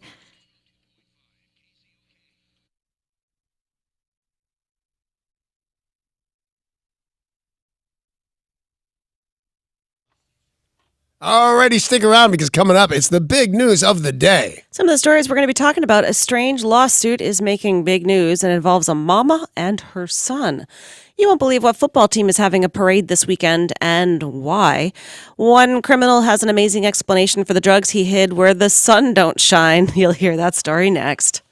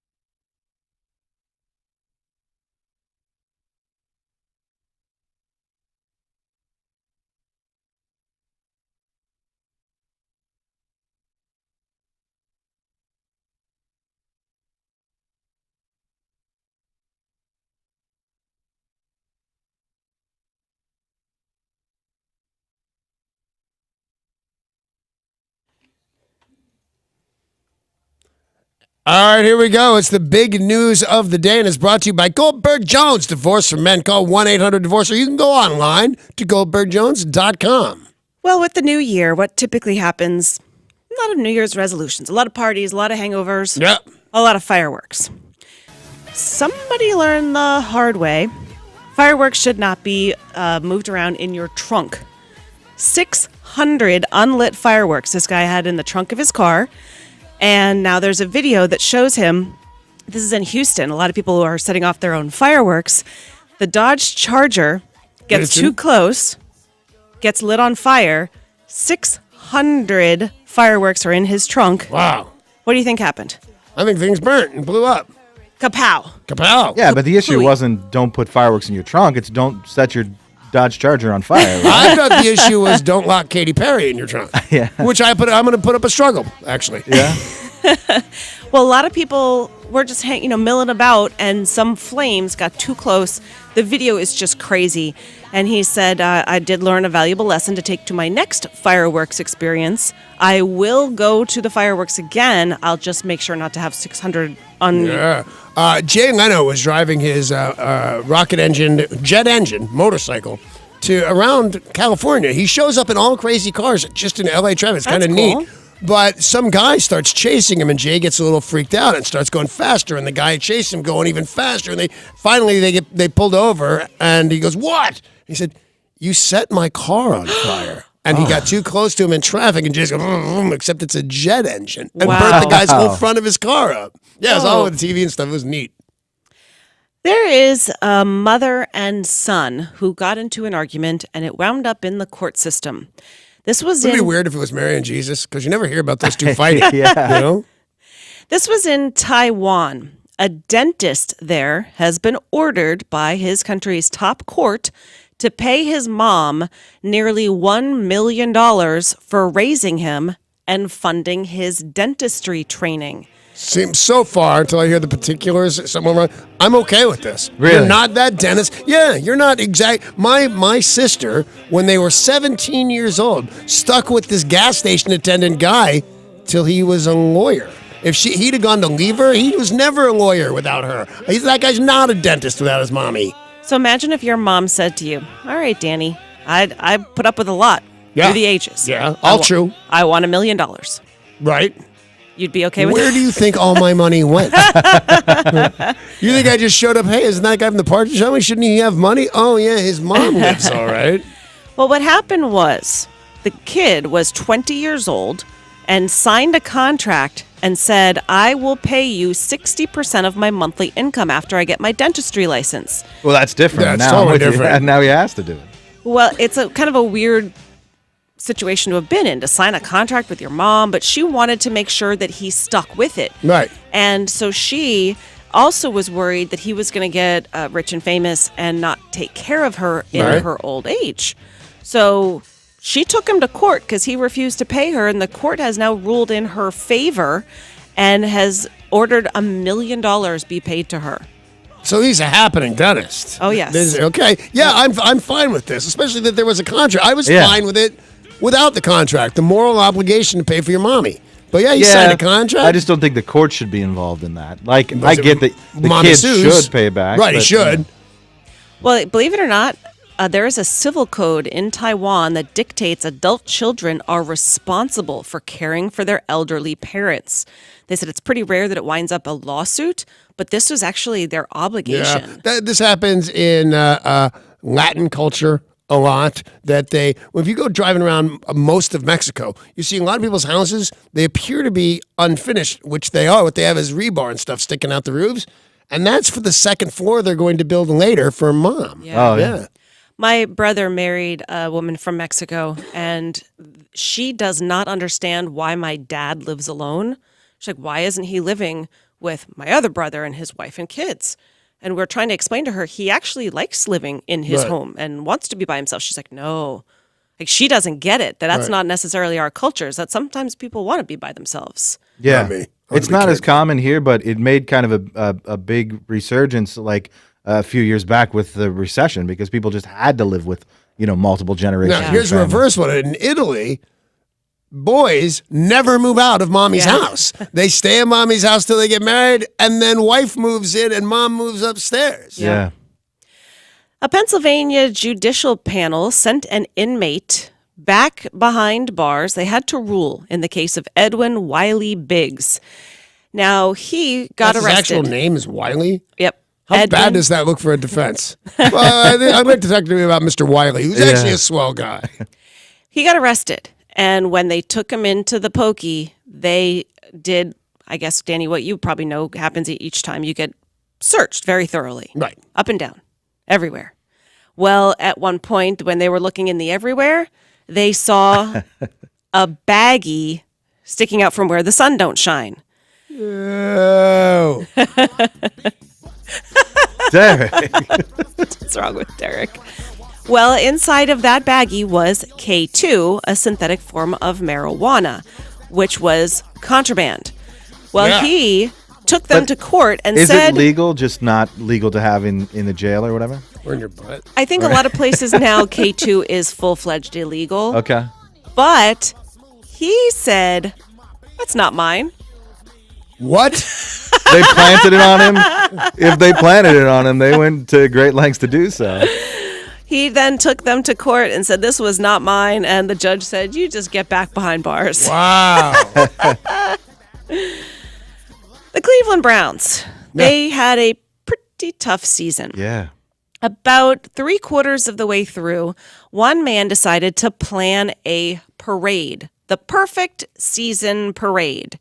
He said he kind of started it as a joke, didn't think it would actually happen because most people thought the Cleveland Browns would win a game this season. You know, you said in your tease, some football teams got a parade, and you'll never guess who it is. My first guess was the Cleveland Was it Browns. really? Because, well, it's not funny. It's not weird. You know, if you've won 3 or 4 games, then all right. Yeah. Well, their season was perfectly losing. Yeah, I think I win 50 I think trillion you do too. Zimbabwean dollars I because think- of that. I think I- And even I didn't think I was going to win that bet. Yeah, I think I do. Well, he had started this online petition, this online activity to have a parade. He said, I did not expect it to take place, but it's going to. This weekend, in the light of the perfect season, they've got all the permits from the city. It's actually happening. The 0 and 16 Cleveland Browns parade. Will Johnny Manziel be the quarterback of it? Well, the nice side of it is that they are raising money for the Cleveland Food Bank. Right. And they said last time that they had something of this nature, I think it was the last season where they were 1 and 16, they raised thousands of dollars. Right. But these people are going to hit the streets of Cleveland to celebrate 0 and 16. No, it's almost my motto for life, that it's fine to be terrible. Isn't this when somebody says, what's the matter, you? Nope. No? Just you. Apparently someone Yeah, said it. someone's going to say I it. apologize. That's the big news of the day, and it's brought to you by Goldberg Jones. Divorce for Men, 1-800-DIVORCE, or online, goldbergjones.com. You've been looking for a highlight. I got it. Coming up, it's Jelly Bean's Joke of the Week.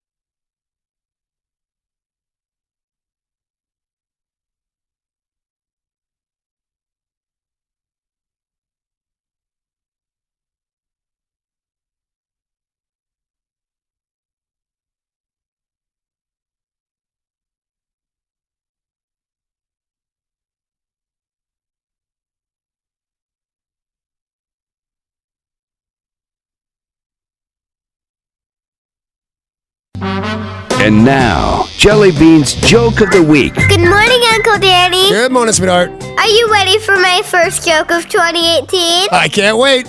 What does it sound like when porcupines hug each other? All right, I'll ask. What does it sound like when porcupines hug each other? Ouch! Ouch! Ouch! Ouch!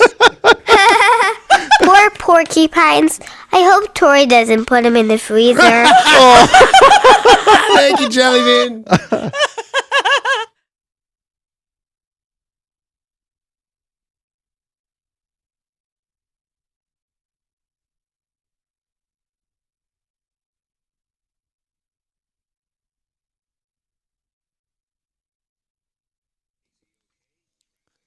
This traffic report is brought to you by the TJ Martell Foundation. We are seeing some delays in Mount Lake Terrace still as you make your way on I-5 southbound approaching 220th Street. There's an accident blocking the shoulder. And in Everett on Highway 529 southbound at 34th Avenue, we have an accident that has been cleared but still causing some delays as you make your way through that area. Join the TJ Martell Foundation in the fight against leukemia, cancer, and AIDS. Your support helps facilitate cutting-edge research that will lead to more effective treatments and save more lives. Visit tjmartell.org to learn about music's promise for a cure. I'm Derek, and that's your look at traffic on 102.5 KZOK.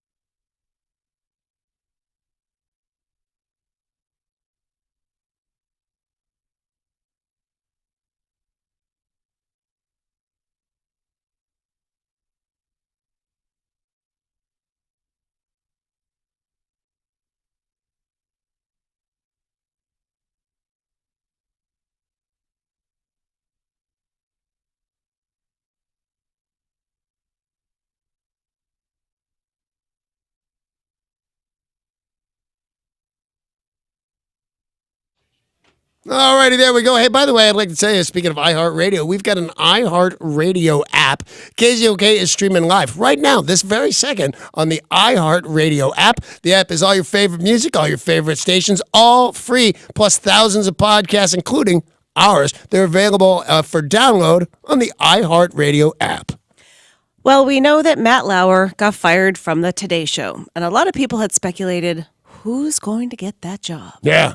A lot of people said, ooh, I want that job. Well, the job yesterday we found out went to Hoda. Hoda is the new Matt Lauer.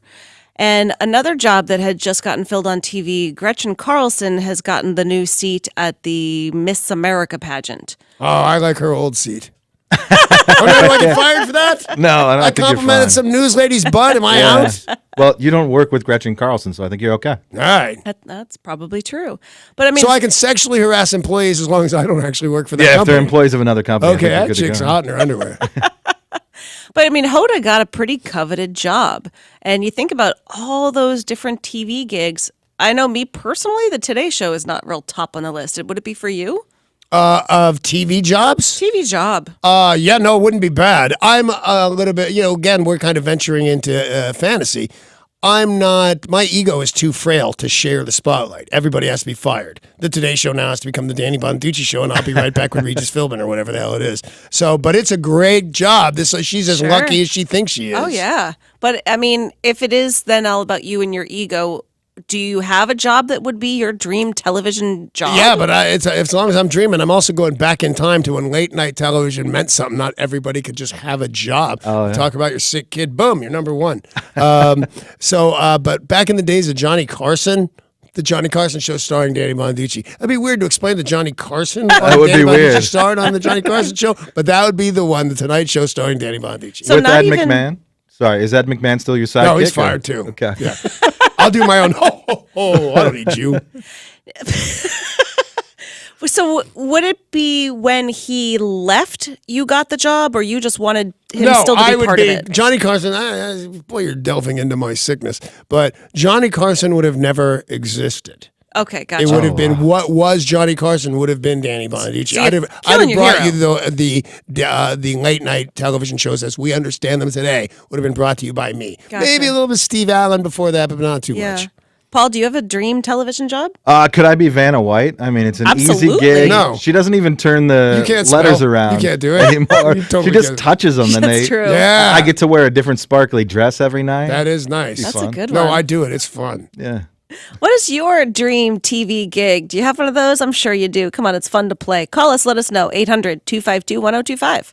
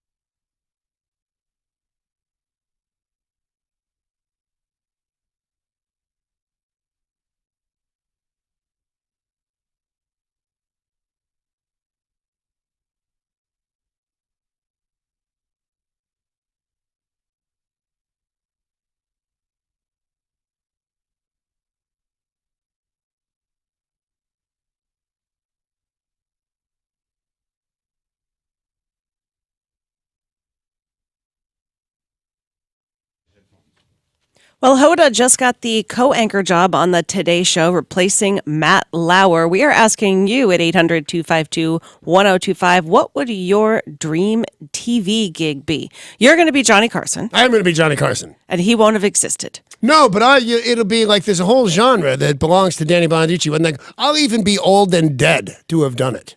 That's how important it is to me.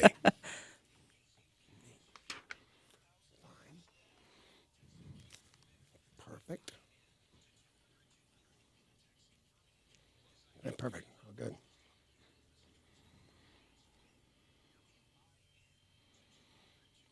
Might be a little money. Will help you get your TV gig, Yeah. dream TV gig. More info at KZOK.com on all that. Let's hear from Brian in Fife answering the question, what would your dream TV gig be? I would actually like to be there in person, interview the ISS astronauts. Wow, that's pretty good. Yeah. So go up to the International Space Station and do like a remote interview. Now, I have a real I've had like 3 national talk shows at this point, and I have about 3 minutes, 30 seconds for my guests. So if you made me travel to the space station, I'm overdue, man. My interview's over. That's pretty brilliant, though, because he's kind of getting a 2-for-1. He's getting his dream TV gig. He gets to be an astronaut. Yep. What about Jim calling from Everett, your dream TV gig? Oh, man, I can't imagine being anybody but Dick Clark. Yeah. Watching rock and roll grow from day one and meeting everybody. You He's know? the world's oldest teenager, and it's because the guy didn't decay. I'm sure he looks exactly the same now. But yeah, he's another one that's. It's not just that he did a great job. He owns part of us. You know what I mean? He owns a genre, if you will. Yeah. Your dream TV gig, what would it be? Let us know by calling 800-252-1025. Hoda, already on TV, getting drunk with Kathy Lee. Yeah. And now she just goes to work an hour earlier and has a bigger, better gig. Just has to start drinking 1 hour earlier. No, it's the Today Show, man. No, maybe you don't think it's gonna special fly? things for a special, like a New Year's show or birthday show. But no, you don't drink. You don't just get drunk and stupid on the Today Show. Although I was drunk and stupid on the Today Show once. Bill in Lakewood, what's your dream TV gig? I would like to be the lead broadcaster for a broadcast network.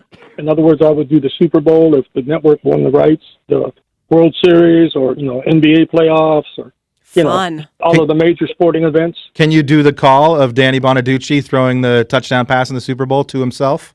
Yes, exactly, and I do the color too as well. No, let's hear what it sound like, man. I'm cocking back and I'm launching and I'm running. I'm going to catch my own pass. And what's it sound like?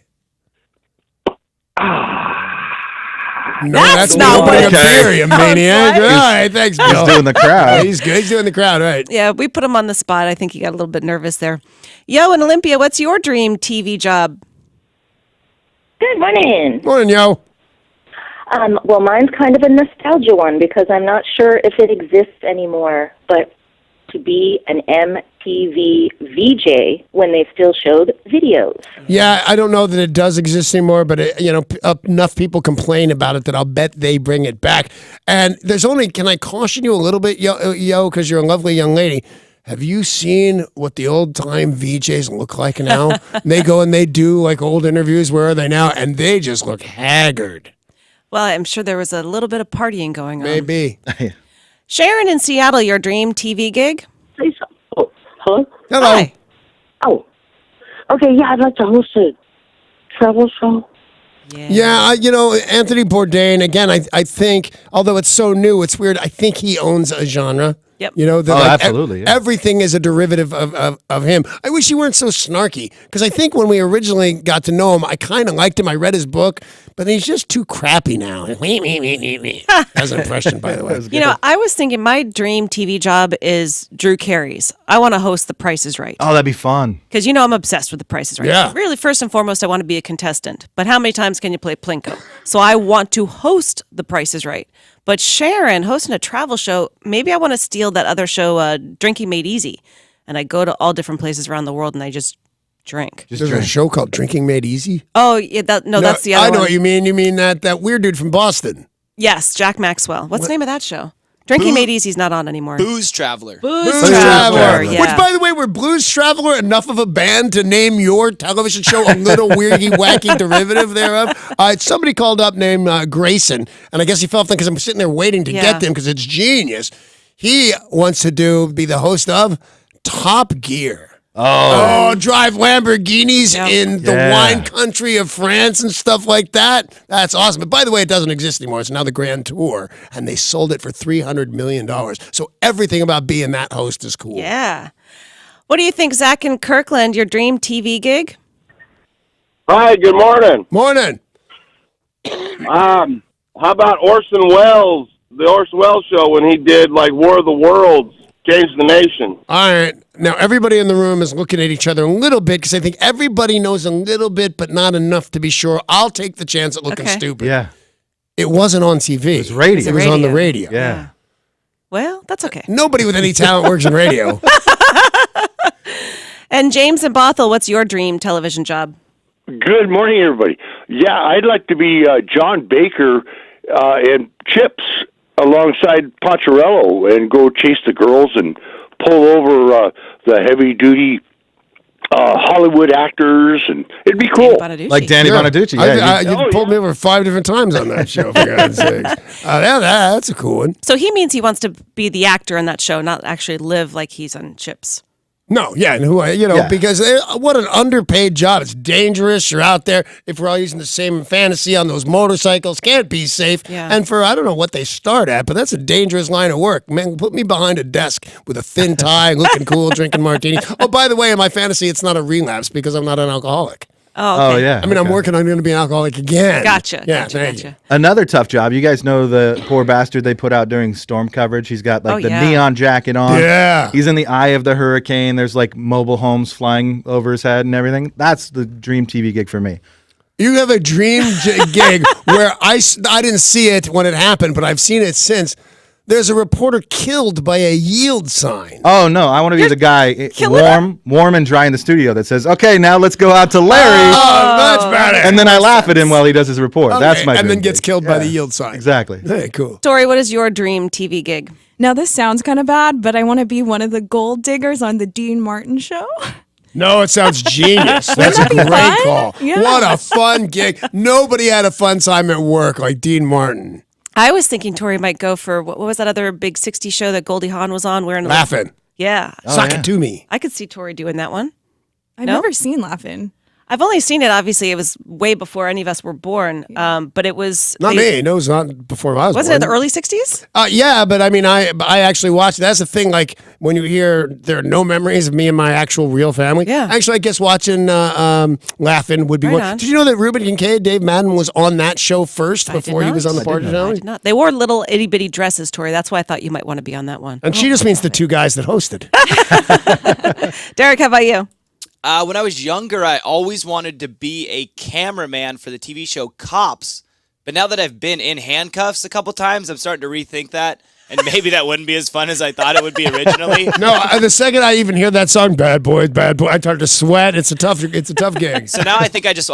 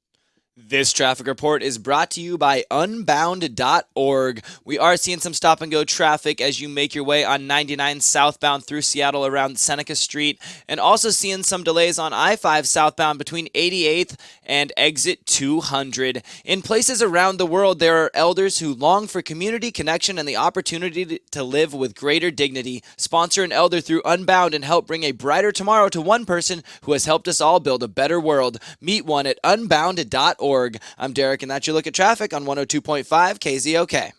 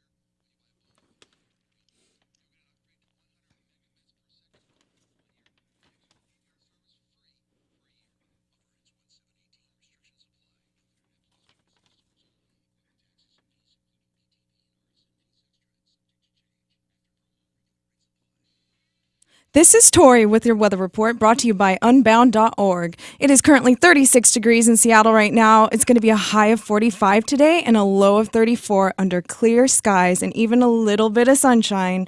Right now, there are young people across the world facing a tough choice: continue their dream of education or drop out to help their family put food on the table. You can help change their future in a single moment. See how far your support can go at Unbound.org. Now back down to Danny and Sarah on 102.5 KZOK.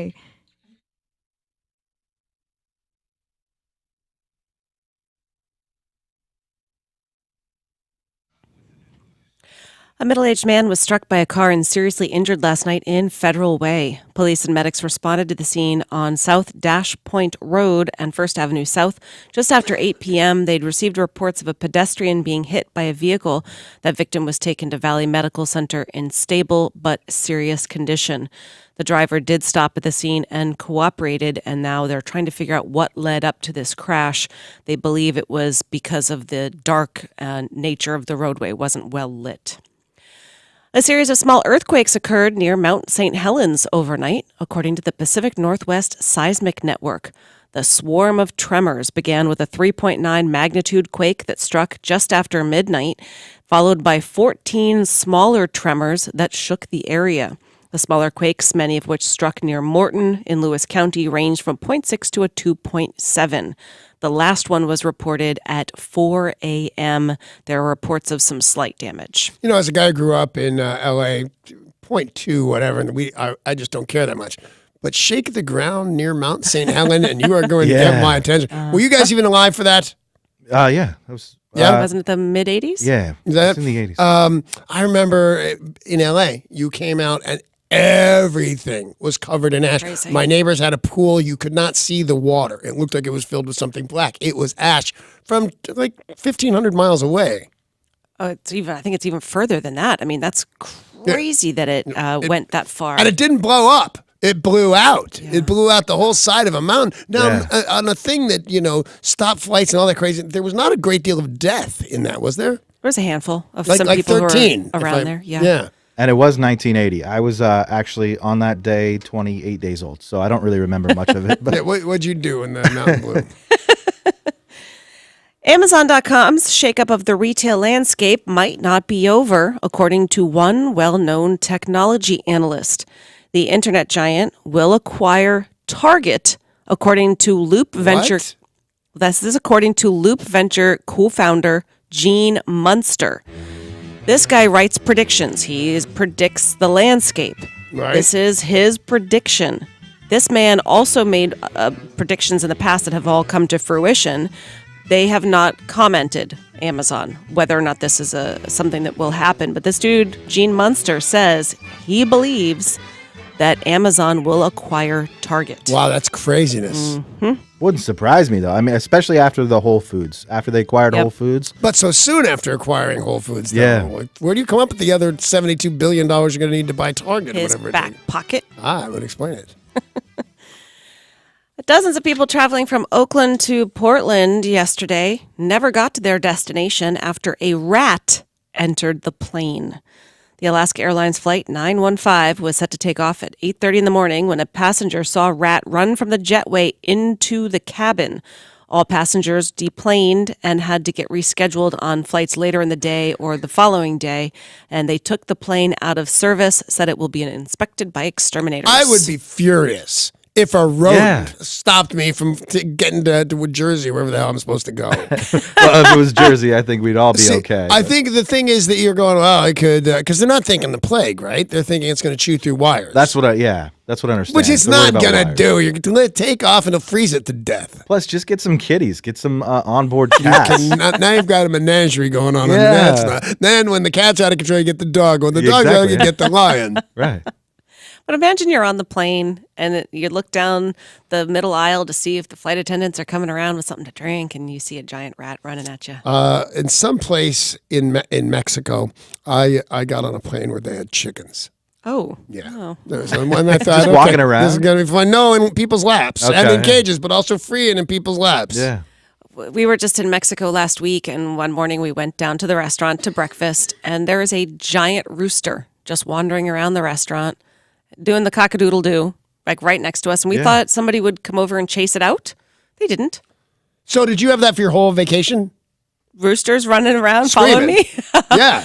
Yeah, we did The hear reason them. I asked, I was in Puerto Vallarta, and I thought I was getting some, Airbnb bitchin' penthouse, which it was, but it was way up in the mountain with the real working folk, and there were chickens everywhere, and they screamed all night. Yeah. We heard coyotes too, but I just thought inside a restaurant they might shoo it. They did not. No. Well, I'd shoot in the kitchen, make it dinner. You eat roosters as well as chickens, Paul? They're really stringy, Yeah, no. so like put them in a stew pot maybe, but no, the younger the hen, the better. Gotcha. That's Derek's motto too. I'm not physically attracted to animals, but okay. Okay, because that's what that meant. Oh, Derek. In national and international news, very sad news this morning. At least 48 people died when a bus tumbled down a cliff onto a rocky beach along a narrow, curvy, frequently mist-shrouded stretch of highway in Peru known as the Devil's Curve. The bus, Don't go on it. Yeah. But it's not just the Devil's Curve; it's on a shrouded thing. Right. Don't drive on the shrouded thing. Is anybody what is that? Deadliest roads in the world? You ever see that TV show? No. Oh my God! It's like, and people really take these things, and then like you'll be watching the show, and the thing will collapse a little bit, and the bus will fall off, and everybody in the bus will die, and then they'll continue with the bus behind them. That's crazy. Yeah, like a lot of people in the world, I don't know if you know this or not, don't live like Americans. Yeah. Like with pavement and stuff. Well, this bus was carrying 57 people. It was headed to Peru's capital when it was struck by a tractor trailer. This was about noon. And then that bus plummeted 260 feet. They had a very hard time with search and rescue. As you can imagine, that's a pretty steep incline. Yeah. And sadly, they are continuing to investigate, looking to see if there were any survivors. In the shrouded highway. Known as the Devil's Curve. On the Devil's Yeah, Curve. don't. It sounds like a Charlie's Daniels song. And Yeah. then, like the winner of that gets to go to heaven or something. Right. Old Man Winter is about to deliver a storm system so powerful, it's being referred to as a bomb cyclone. That's how you- I guess that's not funny. It No, sounds bad for somebody. It but does. I wouldn't do this story at the airport. It's crazy. It's also referred to as a weather bomb, Oh. What is it? a snow hurricane. It's also known as lip balm. These all sound like great band names. Yeah, I do. Oh, yeah. No, it does sound like a fake name. It sounds like something made up, but no, this is an actual weather phenomenon. And the forecasters are predicting a storm that is forming off the East Coast will be fierce enough to give all of New England strong winds, heavy snowfall, and record-breaking cold temperatures. Now, we know we have already seen that half of our country is experiencing insanely cold temperatures. Yeah. I think yesterday, Danny, you looked at your phone and said Charleston was 3 degrees. That's crazy. Absolutely crazy. In South Carolina. And I bet you look at this, if you look at your maps this morning, it's not much better. They're expecting, It's 17 in Charleston this morning. like that's warm. The local news stations must be loving this, though. Like they've got a new graphics package Yep. put together and Yep. sound effects for, snow cyclone Bomb 2018. thing. Yeah. Yeah, I thought you had to be more careful with names of products than you actually do. When I was a teenager, I went to a concert to see Butthole Surfers. Yeah. Oh, yeah. And I remember thought, them. well, this is a joke. And that's a real band that did okay. Yeah. That's a terrible name and hobby. Well, the way this works is it's considered a bomb if the central air pressure plummets by at least 24 millibars in 24 hours, and they believe that is what will happen. As a result, we're going to see so bad, like such bad conditions from Maine all the way down to Florida. And believe it or not, there's some really strange repercussions from this really Bomb? bad. No, from just the bad weather in general. They said a lot of people have been going to the supermarkets here in Washington and noticing that tomatoes are really expensive. And that's because of these crazy weather systems we've had, starting with Hurricane Irma. They said that storm in particular has caused a tomato shortage. You know where it will go? And by my experience growing up, the big frost wiped out orange groves. Oh, yeah. A glass of orange juice was $72 or something like that. Most of the tomatoes do seem to come from Florida. They said prices are skyrocketing and things should ease when shipments from Mexico show up later this month. What's the Rotten Tomato score? It doesn't matter. We can't afford those. Some bit of good news, I guess. Yeah. Lightning killed fewer Americans last year than any year on record, marking a steady downward trend that experts are attributing to more awareness, better lightning-proof construction, and fewer people working on farms and fields. Last year, only 16 people were killed by lightning, the fewest deaths since the that's the best ever, right? We're supposed to celebrate. That's a party. Yeah, go us. They believe that the most accurate records started in the 1940s. That's when they really started to keep track of all of this stuff. 7,000 people that year in 1941 killed by lightning. Well, those might have been bombs in 1941. 432 people died when they started keeping track of this in 1943. That's a lot. That's a surprising amount. They believe more people were working outside in the fields. Right. But also, people didn't really know. And now that they developed a phrase back then called "When the thunder roars, go indoors." That's what they say. I was going to say, why is she saying it like that? But no, I think you have to say it like it's that. a lot. But then what is red sky at morning, sailor take warning? Red sky at night, sailors delight. Why would you have a red sky at night? Like the sunset. If the sunset is sunset's red. not Red skies at night, sailors delight. Yeah, red skies at dawn, That's it. sailors be warm. Why does she get to have a red sky at night How about- and I don't? Liquor before dinner makes you sicker. No. When that is Before beer, you're in the clear. You're in the clear. Beer before liquor. Makes you You'll sicker. urinate. What? What? I don't know what just happened. We're going through sayings. A lot of people have been talking about all different sources of protein. Cricket, flour, pea protein from pea plants, PEA. Wow. That's not where I thought Good that was save, Sarah.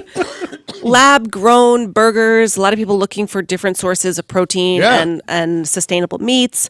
However, according to the U.S. Department of Agriculture, Americans are set to eat more meat in 2018 than ever before. Well, that's because not enough of us are being struck by lightning. Right. Believe it or not, prices have gotten cheaper at the grocery store because supply is growing. Chicken breast costs went down in November to the lowest in 5 years. Chicken breast isn't meat. Steaks, hams, all Those are less meat. expensive.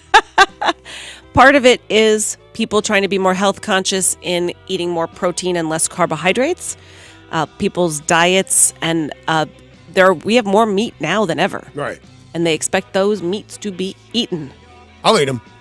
Yeah, me too. Give me a McRib right now. How did you even start this? I don't know that that's a whole lot of meat. There's a bunch of meat in it. It's just not the way it doesn't look. It didn't come to your mouth the way God made it. Yeah. That's it. It's meat. It's just meat. It wasn't originally shaped that way. No, it's flaked and formed, is what Right, it says. yeah. If you look on the carton, it says Right. that, which is good. They put it in a press that looks like some kind of rib, press it down, throw it in a bun, slabber it with goo, and give it to me for $1.89. I think it's probably like $4.50. No, man, it's $1.89. This is my fantasy. This whole show's been fantasy. I am Johnny Carson, and my McRib's $12. I mean, if you find it for $1.89, I'll take a bag. Hey, if you find it anywhere. Did you guys download the McRib app like I told you to? I went to like the McRib Finder website, and there was nothing anywhere nearby. I'm sorry. A Florida man driving home from... What? I said, find her. I didn't even know she was lost. Oh, I was hoping we left that in 2017. Oh, no, that's one of my favorite things that we do. Yeah. I hate half the stuff that we do, but that isn't one of them. The problem is you guys don't hate the same half. Right. You hate a half, she hates And a I half, hate a half, she hates the other a half.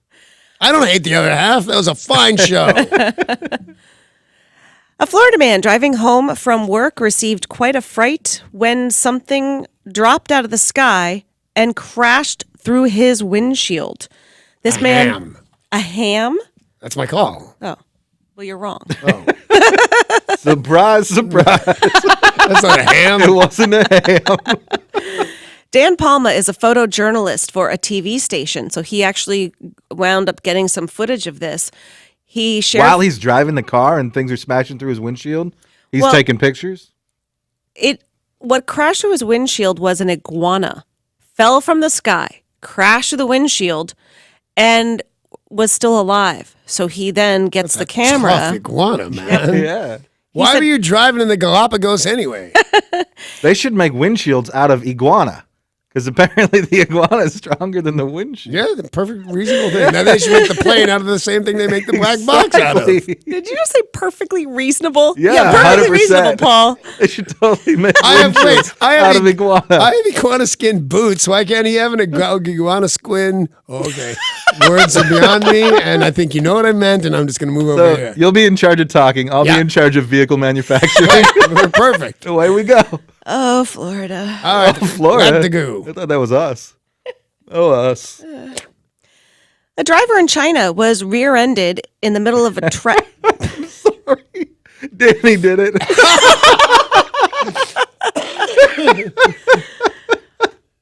So this By woman. the way, I don't know if you know this or not. That was funny 3 times already.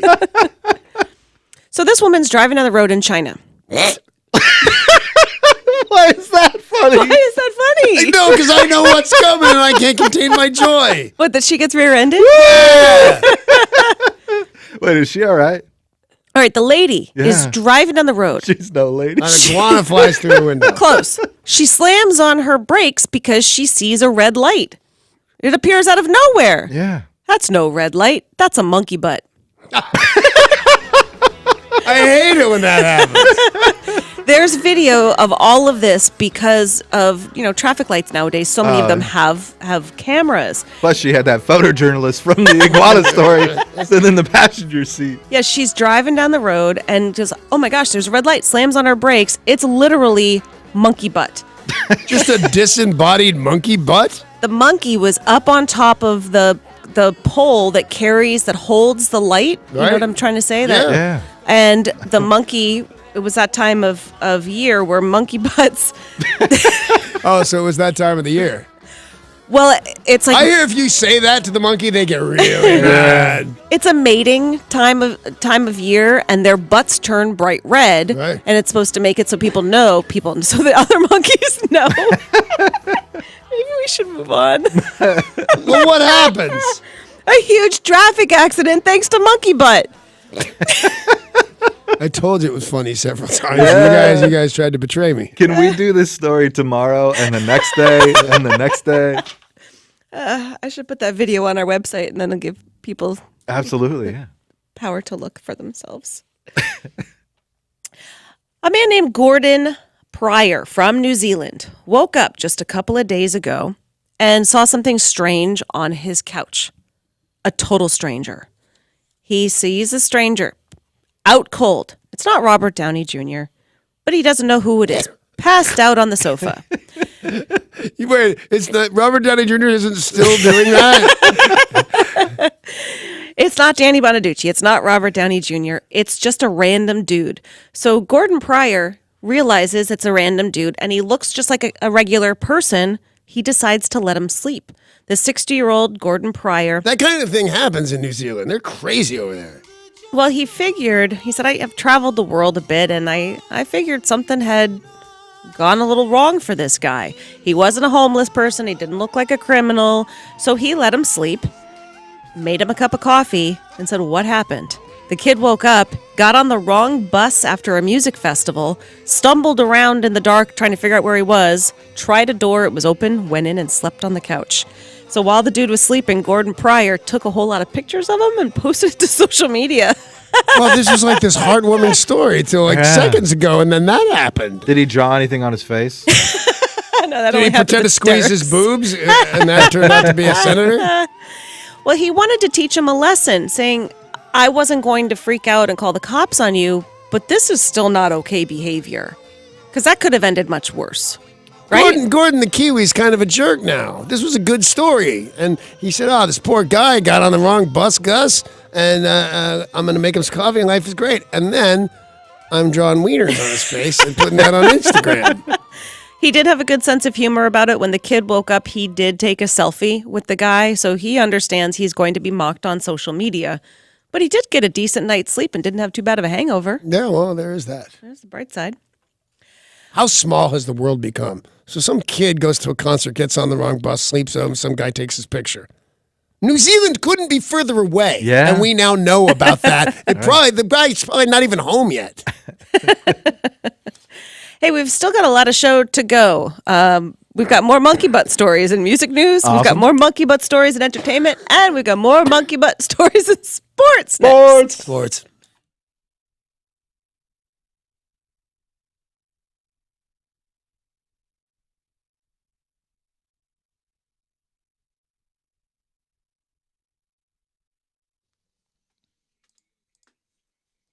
This traffic report is brought to you by Compassion International. Seeing some stop and go traffic in Issaquah on I-90 westbound between State Route 900 and Lake Sammamish Parkway. And in Renton, you're going to see some slowdowns on State Route 167 northbound, right there at the interchange to I-405. Every child is born with talents, hopes, and dreams, but poverty will steal those dreams. You can help a child find hope when you become their sponsor with Compassion International. Give a child a chance to dream again. Find out how at compassion.com/radio. I'm Derek, and that's your look at traffic on 102.5 KZOK.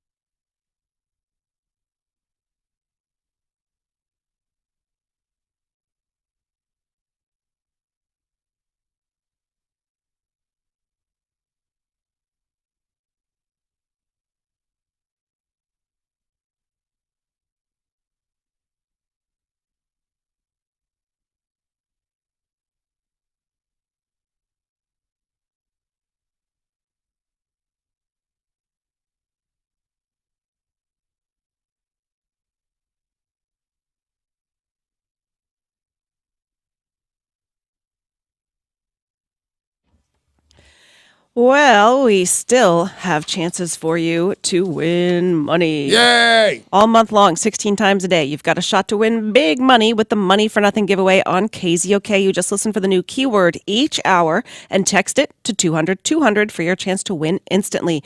$1,000 of Money for Nothing every hour on KZOK. And if you want more info, go to KZOK.com and click on the contest tab for your next chance to win $1,000 happening at 9. Can I just say that I don't care how young you are, how healthy you are, how well you eat, how many miles a day you run. There's very few things that you can do 16 times a day.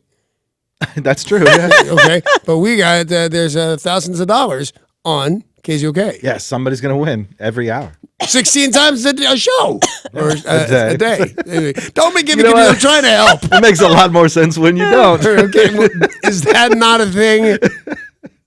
A new report from Variety says Spotify has been hit with a $1.6 billion lawsuit from the music publisher that represents Tom Petty, Neil Young, Weezer's Rivers Cuomo, and more. Wixen Music Publishing filed the suit Friday in California's federal court, alleging the music streaming service Spotify has illegally been using thousands of songs. No, so it's so many. I thought Spotify was that thing where you can make your friends look like dogs. What's that? Snapchat. Snapchat. That's not Spotify. That's crazy. Tom Petty, Neil Young, Rivers Cuomo, Stevie Nicks, Steely Dan's Donald Fagen, and more. So this is looking to be about a $1.6 billion lawsuit, which could mean big trouble for Spotify, which is a very popular streaming service. New Year's Eve saw a couple of unusual performances, including Billy Joe Armstrong from Green Day. He decided to do a surprise New Year's Eve performance at a tiny little club called Berlin in New York City. It's in the Lower East Side, and according to sources, a lot of people joined him, including Tommy Stinson of The Replacements, Steven Van Zandt from Bruce Springsteen's E Street Band, Blondie's Clem Burke, and his 2 kids. Clem's kids? Nope, Billy Joe's kids. Named Joey and Jacob. They did some replacement songs, they did Green Day songs, and just decided Sounds totally bitchin'. Doesn't it? Yeah, and it's weird to think of stuff happening on the Lower East Side. Lower East Side, all you could do really is get some drugs. That was when I was there. That's and even like even your drug dealer couldn't be completely trusted, which is a shame. Yeah, if anyone ever said they were going to the Lower East Side or Alphabet City, I was going to have a good time. So you're going to get mugged or drugs. Yep. Well, if you want to see the footage of this very cool sounding concert, it is available via Instagram. I'm a huge fan of the TV show Jeopardy. Big fan of Jeopardy. And we were on vacation over the holidays, and we have a lot of them stacked up. So I haven't seen this entire episode. How can you watch recorded Jeopardies? Why not? Because it's the same show every time. I mean, it's different questions every time. Yeah, but I mean, contestants. so what though? Like to bank them? Oh heck yeah! So a Canadian's gonna ask you questions that he doesn't really know the answer to, but he pretends. Yeah. And the best part about recording them is you can watch it once and then watch it again later with your loved ones and just be so smart. I've actually done that. You know the answer to all the questions. Well, I don't want to have a spoiler alert, but this has been a story that has really picked up a lot of steam. What happened involved a contestant who lives in Everett. Yeah. And he seemed to be doing really well. Alex asked him a question. And but it wasn't fair because somebody said, where in America do they call Tweakerville? Well, this guy, Nick, he seemed to have gotten it right, but there is a twist. So here is the entire asking of the question, the answer, and then the follow-through. Right. A song by Coolio from Dangerous Minds goes back in time to become a 1667 John Milton classic. Oh, before and after. What is Gangster's Paradise Lost? Yes. And Lisa, I was about to say you have enough money to take the lead away from Nick, but you don't even have to respond to take the lead away from Nick because our judges have reevaluated one of your responses a few moments ago, Nick. You said gangsters instead of gangstas on that song by Coolio. So we take $3,200 away from you, so you are now in second place. Lisa, you have the lead, as you can see. He's right, though. It's not gangsters. Can you play him again, Derek, saying the answer? Because I disagree. But that's not the name of the song. I believe it is. Our judges have reevaluated one of your responses a few moments ago, Nick. That's, You said gangsters instead of Of the gangsters. two things you could on that. possibly play, that would be the wrong one. A song become a 1667 John Milton classic. Nick. What is Gangster's Paradise Lost? Gangsters. Okay, that's what it sounds like he's saying. Mm-hmm. But the actual answer is in slang. So how do you know that he doesn't pronounce that way? Well, because it's the name of a song. The It's a name of proper the name. song. But it's not that he's, in my estimation, and I'm just making a devil's advocate thing, that when he says Gangster's Paradise, that it means the equivalent to Gangsta's Paradise, because everybody is dropping R's these days. But the name of the song is Gangsta apostrophe Gangsta's Paradise. Oh, you know, I don't even know why I'm quibbling. They're just jerks to do this to me. Got it right. It's Gangsta's Paradise Lost. I'd have lost anyway because I would have just said Gangster's Paradise. Yeah. I would not have remembered Paradise Lost. Well, yeah, as Paul said, it's the before and after. So Paradise Lost is the novel. I'd have said it's Amish Paradise or whatever the hell that was. Remember that big fight? Yeah, Weird Al. With Coolio? Weird Al did it? Yeah. Amish Paradise? One of the greatest television shows of all time, The Wire. And the author who is behind it is also a very reputable journalist. His name is David Simon. You know, I know you guys have judged me, as we do. We're a tough crowd. I think Danny should never have done this. He should have done that. I cannot defend what I'm about to say. I've never seen The Wire. Oh, I don't even my know God. fully what it's about. Shame. Yeah, no, so I get good. that. And I only get that from, it's a running joke of people saying, oh no, what is it? And people trying to explain what's on The Wire. But I've never seen it. I don't even know fully what it's about. You do need to watch it from beginning to I heard end. it's great. So good. So good. But I'm going to have a little spoiler for you here. From 1987, I think we're all right. It wasn't that long ago. David Simon, the author and journalist behind The Wire, has been trying to raise money for Democratic candidates. He said anyone who donates $1,000 or more will receive a personal apology for killing off a beloved character. Now, Paul, you've seen the show. Do you know who he's talking about? Is it Omar? Yep. Oh, spoiler. Sorry. Spoiler Omar alert. coming. Omar. Now, Omar was Is that played... guy's real name Omar, by the way? His name is Michael K. Williams, and you know him. He's the guy- he does. He has a show on Viceland called Dark Web or something. And and he has that crazy scar across his Yep. face.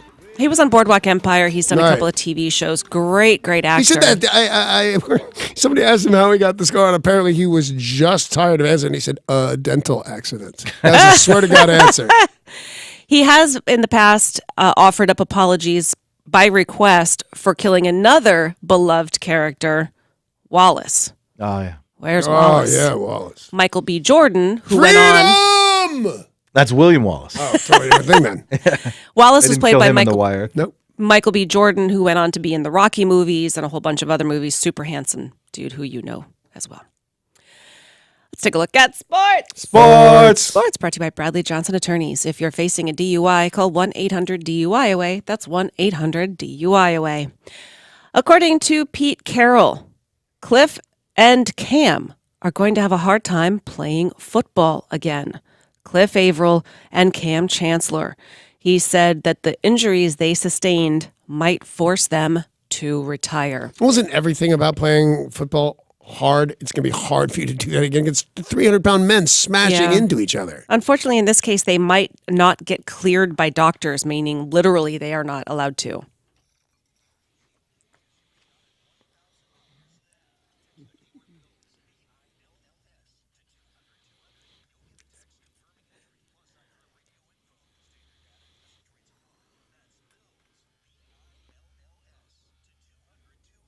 Cliff and Cam probably doing okay money-wise, but if they need the help, I don't think you're ever $1,000 rich every enough to hour. not need a grand. Yeah. You're just giving it away 16 times a day. Yeah, KZOK.com to find out the times and find out all the information. Awesome. And Seahawks cornerback Richard Sherman is having another surgery, this time to clean up bone spurs in his other ankle. Pete Carroll said that Sherman is recovering from his ruptured right Achilles that happened during that November game against the Cardinals, and now doctors are going to, quote, clean up some bone spurs, end quote, in his left ankle and heel. 4 to 6 weeks to recover from this surgery. But Pete Carroll says he's on the positive side. He's had a tremendous attitude about it, and he feels really darn good. I think he'll be out of the boot this week. Yeah, he's one of my favorite guys. I hope this all works out. Now, Walsh. Yes? Isn't it Walsh? Blair Walsh, yeah. That the should, kicker? Yes, possibly tarred and feathered and run through the streets naked. Yeah, I mean, I guess you call him a kicker, but is he Yeah, any more of a kicker than you or I? No, as a matter of fact, I'm better. Yeah. All right, I'm glad that got out. Is he fired? Well, he only had a 1-year contract, so the chances are we just won't bring him back. Oh, give him another contract so we can fire him. Yes. I'm very mad at him. But they haven't announced that. I mean, Could it's you too guys, soon. we all watched the same game, right? So the winning kick is set up there at 25 yards, and it looks like he does it on purpose. Maybe. Yeah, there were a handful of kicks throughout the year that I was thinking, does he have money on the other team? Because that would be, if you're going to, and no, I don't mean this literally. This did not happen. I'm not accusing anybody of anything. But if you're going to rig a football game, the way to go is the kicker. Yeah. Doing it any other way, super hard. You got to get like 5 people involved. The kicker, you just don't make those. Right. Although it did seem fairly obvious to us, so maybe it's not the best way to go. Everybody's third favorite ginger is calling it a career. My wheels are returning. Yeah. Right? Me, Lucio Ball, and this guy. No. Carrot Top. No. Oh. Andy Dalton. Oh, yeah. all right.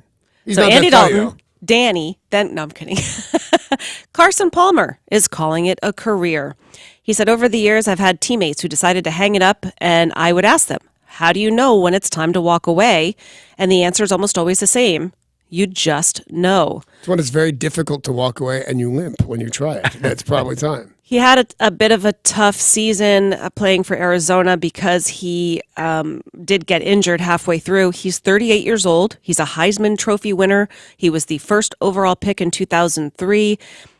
Has had a pretty prolific career, but said it's time. Plus, Bruce Arians just retired. He said he's hanging it up as well.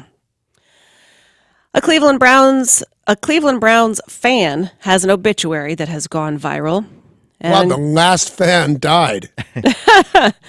Paul Stark passed away December 27th of complications from a brief illness, exacerbated by the hopeless condition of the Cleveland Browns. They said Paul believed in paying it forward. The goodwill he leaves behind will endure long after he's gone. Went on to just say a lot of different things about the Browns stinking. Having a good sense of humor. Bummer he's missing the parade. Yeah, because that's going to be great. I would, I don't want to be found in Cleveland too often. But if I was going to be there, I'd go to this parade. Yeah. Yeah, the guy who's throwing the parade, the 0-16 perfect season parade is happening this weekend. They said there are people from all over the country that claim they're going, that thousands of people are. And there's other stuff to do in Cleveland because apparently it rocks. I've heard that from all sorts of people. Aren't there the Rock and Roll Hall of Fame? Where's that? Yeah. Yeah. Isn't that Cleveland? I think so. Yeah. Yeah. There's lots of stuff to do. Aren't I going to the Rock and Roll Hall of Fame? You're going to be enshrined in the Rock and Roll Hall Can of you Fame. believe that? I can't get a star on the Walk of Fame, but I'm going to go, without ever playing an instrument, I'm going to the Rock and Roll Hall of Fame. They're working on a big exhibit about rock and roll and Exhibit TV. should not be in the Rock and Roll Hall of Fame. And it's going to star you. I think you actually just have to stand there behind the rope. They put up like a velvet rope. Charming words and stuff, don't I? Exactly. Does he, or does he just stand there? In person, he's going to be there the entire time. Everybody pays their For $12. the rest of my life, I'm standing there. And They walk past the exhibit, and there you are. And you're saying exhibit shouldn't be in the Rock and Roll. I'm Hall totally of going to Fame. say that stuff. I'm Over going and to over. point to other bands that shouldn't be there. It should not be within the sound of my voice. But you should be in the Rock and Roll Hall of Fame, but not exhibit. No, I think they're crazy to have me in the Rock and Roll Hall of Fame, but they're doing it. It's going to happen. I think they're paying me a couple of bucks. I'm not positive about that part. Yeah, they didn't discuss that with me at all. The Super Bowl, just around the corner, odds-on favorites at the present are no longer the Philadelphia Eagles because y'all had a bit of a mishap with your quarterback. Yo, Foles is still good, though. He's mediocre. Yeah. All right. Odds-on favorite are the New England Patriots right now. But that's not stopping Rob Gronkowski to check out his other options. Tight end Rob Gronkowski has a comedy special that is about to debut on Showtime. Friday night, unsportsmanlike comedy with Rob Gronkowski. Yep. Yep. Yep. Absolutely. Yep. Because here's what it'll be. It's comics. He's going to say, well, thanks for coming out, blah, blah, blah. Some joke that somebody wrote for him, and let's bring up Steve. Yeah. Yeah. No, and it's he's gonna be such a fine. likable guy, Yeah. too. I think he can do it. So right now what they're saying is that he will do some stand-up, but there will be other comedians, including John Caparulo, ex-SNL cast member Finesse Mitchell, and more. Actually, that guy's fairly funny. That's a guy, isn't it? Finesse? I don't know. I like John Caparillo too. He did like a Home Improvement. He did one of those Home Comedy Improvement Home shows. Improvement? But yeah, he's really funny. That sounds good. It's like on ABC or something. It was one of those one of the Real Home Improvement shows, shows where they flip your house or whatever. The UW Huskies men's basketball team will head to Pullman this Saturday to face the WSU Cougars. Tip-off is at 1. Tip-off. And that's your sports, brought to you by Bradley Johnson Attorneys at 1-800-DUI-AWAY. You know who I'd like to flip? A cougar. You can flip a house, you can flip a pancake, but you haven't lived until you flip Steve Slayton. And he looks at you as he's going over and goes, "Hey, why, man? I'm a totally nice guy." And I don't know. It was weird. I got involved in this. So anyway, Steve Slayton is coming up. He's going to continue to rock this for you. So we will get out of his way. Bye.